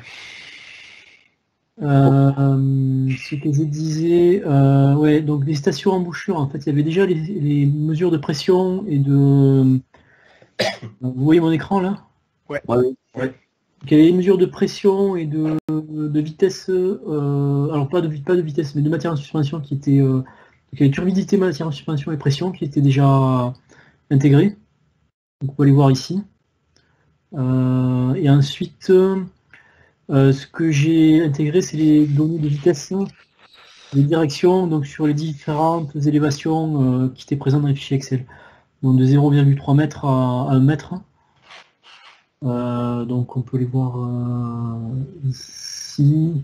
Voilà, donc là on a pression. Et voilà, donc j'ai intégré tout ce qui est vitesse courant et direction courant sur les différentes élévations. Ok. Voilà. Mais du coup, il a fallu faire ce travail de recalage en fait de la donnée pour que ça soit intégré dans le système. Tiens, Fred, il posait une question. Ouais, c'est vrai que sur la pression, là, pour l'instant, elle n'est pas recalée en NGF. Oui, ok. Mais nous, on l'a fait avec Florian, et c'est vrai que tu parlais du maximum là, de surcote côté embouchure. Il intervient lorsque tu as les deux, j'ai l'impression que tu as les deux forçages, la mer et le fleuve qui forment un bourrelet. Ok, ouais. Plus d'un mètre. Pour les pressions et pression, turbidité, matière en suspension, il n'y avait pas de notion d'élévation, hein, je crois. Non, pour les matières en suspension, non. Ok. Voilà. Concernant, j'avais une question, Yvan. Oui, je t'écoute. Concernant les livrables là, que tu as, le numéro de livrable que tu avais donné hier, là, je crois. Mhm. Nous, on est censé produire un rapport à la fois sur sur l'installation du matériel, c'est ça, et la plateforme. C'est ce qui était vendu au départ. Mais bon, tu peux faire comme François et puis t'arranger et dire que finalement les deux rapports que tu as dit, ce n'était qu'un seul. Hein. Moi personnellement, j'y vois pas d'inconvénient et comme je pense qu'à peu près personne va lire ces rapports dans le détail, enfin parmi les financeurs tout du moins. Voilà, si tu veux faire un seul rapport et tu dis que les deux sont dedans, ça m'est égal. Hein. C'est vraiment la liste des livrables qu'on a vendus au départ, et c'est déjà même la liste des livrables un petit peu modifiée pour tenir compte de la réalité de certains rapports qui ont soit disparu, soit été englobés dans un seul document, quoi. Hein. C'est vraiment une liste qui intéresse essentiellement nos financeurs, puisque c'est sur cette base-là qu'ils vont juger de si on a réalisé ce qu'on était censé avoir réalisé. Okay. Donc, par contre, c'est très important, c'est-à-dire que là, j'ai commencé à en parler parce que, je vous l'ai pas dit, mais la pression monte et que du coup, on commence à me dire, bon, mais attends, ils sont où les livrables et tout. Donc, en fait, il y en a un certain nombre, comme je l'ai dit, qui sont bien avancés. Donc j'ai pas repris François quand tu as dit qu'il était publié machin pour pas machin, mais bon en l'occurrence je vais juste vite le remettre, tu sais, au modèle, au format, je sais plus dans quel format il est le tien, je me rappelle plus, mais bon bref. On a pris ton template. Hein. D'accord, génial, parfait, génial. Donc là c'est bon, je vais juste jeter un coup d'œil, essayer de faire une relecture et je vais le mettre en accès sur la page web qu'on a fait pour le projet sur le site du BRGM. Où on a donc cette fameuse liste de livrables et que quand on cliquera dessus, on accédera directement au rapport que vous avez produit. On fera peut-être un deuxième livrable avec Yann pour intégrer un peu tout. Je sais pas si pas de souci, il faut juste me tenir au courant parce que là justement je regardais la manière dont tu as communiqué tout à l'heure, j'avais l'impression que vous aviez finalement mélangé les deux. Mais si vous faites deux rapports différents, aucun problème, moi il faut juste que je garde ça dans la liste, c'est tout, quoi. Bon, on te communiquera dessus rapidement. Ouais, ça roule, super. Oui, effectivement, les deux aspects, enfin les deux rapports qui étaient prévus sont déjà pris en compte dans le rapport qu'a envoyé François et moi probablement que j'aurai quelques éléments à rajouter pour le finaliser, mais effectivement, ce sera un seul rapport pour les deux. D'accord. J'ai une question un peu débile parce que je me pose des questions similaires de mon côté. Est-ce que le fait, donc là, vous voyez que la donnée est maintenant visible sur le portail de Jean-Baptiste et elle est également exportable librement. À un moment donné, ce site va devenir public très probablement pour la totalité ou la quasi-totalité des informations qu'il contient. Et ça veut dire que du coup, vous aurez une vitrine d'export de ces données-là qui sera libre, ce qui est demandé par la région. Est-ce que vous voyez, vous, un intérêt à faire un data paper sur ce type de données ou aucun intérêt dans votre discipline? Ou même aucun intérêt tout court pour vous? D'abord, publier les données. Oui, non mais justement, mais quand je te dis data paper, c'est une façon, si tu veux, de publier la production de données en disant voilà, on mesure ça, ça décrit tel et tel et tel processus, faire une petite analyse rapide de ce qu'on peut voir sur la base de l'historique que tu as, sans aller très loin, et simplement ça permet, si tu veux, ça vous permet d'avoir une certaine assurance sur le fait que lorsque quelqu'un d'autre va utiliser ces données, je vous alerte là-dessus parce qu'à partir de pas très longtemps, quoi, ce site deviendra public, comme je le disais, et les gens pourront récupérer ces données et les utiliser. Et donc je me dis que peut-être ça peut être intéressant pour vous de réfléchir à ça, c'est-à-dire de ne pas attendre forcément d'avoir une publication qui valorise la donnée pour valoriser la donnée d'un point de vue scientifique. Mais bon, c'est une question, je ne sais pas. Bon, pour l'instant, les données, elles ne sont pas complètement validées. Là, quelqu'un d'extérieur qui prend la donnée, il ne peut pas le jurer et l'utiliser à bon escient. Donc, on n'a pas fait encore il manquerait un fichier métadonnées propre expliquer comment est fabriquée la donnée, la référence, etc. Ben voilà, c'est ça, c'est pour ça, je sais pas, c'est à vous de voir si ça vous semble intéressant ou pas, de le faire via un papier peut-être, ou je sais pas, comme vous voulez. Moi je dirais oui, mais peut-être dans un deuxième temps. Je vois par rapport aux objectifs du projet puis de la thèse de Florian. Très bien. Ouais, je pense que c'est peut-être, alors je sais, j'ai pas regardé de quelle manière on peut enregistrer les données, mais c'est peut-être au moment du téléchargement de données qu'il faut mettre un fichier PDF. Enfin, je sais que les données qu'on récupère, par exemple, les données du même type qu'on récupère sur Datashom ou des portails nationaux, quand on récupère de la donnée, on récupère toujours un fichier métadonnées qui donne bien le format d'acquisition, le type de données, le point de mesure, etc. C'est vrai que là, si on les récupère comme ça, un petit peu hors du contexte, je ne sais pas trop de quelle manière elles pourraient être utilisées. Enfin, voilà, c'est... Alors justement, on a discuté avec Jean-Baptiste pour ce qui concerne, par exemple, les données des observatoires, si tu veux, que je lui ai demandé justement d'avoir la possibilité de relier, en tout cas au moment de l'affichage, on n'en a pas forcément parlé pour l'export, mais pour le coup, Jean-Baptiste, tu entends la discussion, d'avoir la possibilité de relier une grandeur ou quelque chose d'affiché, là, avec un rapport ou un livrable, de manière à ce que les gens puissent retrouver dans le livrable des éléments qui concernent d'où vient cette donnée-là. Mais effectivement, j'ai pas réfléchi, moi non plus, à la production d'un petit fichier de métadonnées qui permettent d'utiliser correctement tout ça, quoi. Je sais pas. Ça, j'ai pas pensé, donc c'est effectivement une question qui vaut la peine d'être considérée. Je vois là sur la courbe violette, rien à voir, des petits sauts dans la donnée, c'est normal, Jean-Baptiste? Oui. D'accord. C'est les vitesses. C'est les vitesses de fréquence, hein. D'accord. Très bien. Bon, voilà, donc peut-être que là, vous réfléchirez entre vous, vous verrez. Sachez juste qu'à un moment donné, tout ça sera accessible au public et que peut-être que du coup, vous pouvez être sollicité pour qu'on vous dise mais attendez, mais c'est quoi cette donnée, pourquoi, parce que y a ça aussi, hein, c'est-à-dire que tu peux avoir des syndicats qui viennent et qui vous interpellent sur telle ou telle valeur dans votre chronique dont vous êtes censé être les producteurs, quoi.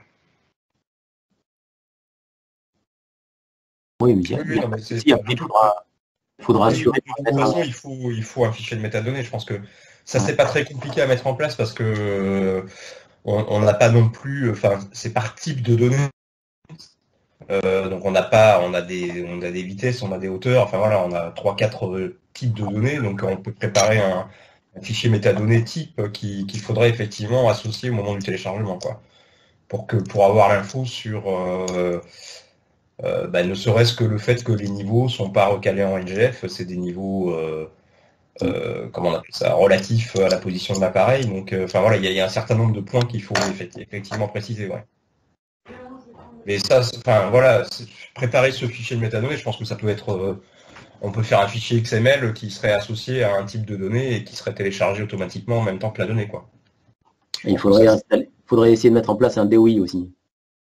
Ça, c'est ce dont parlait Yvan, je pense. Quand il disait un data typer, je pense que c'était ça, c'était mettre un DOI sur la donnée, ouais. Oui, c'est ça que je suggérais de discuter, quoi.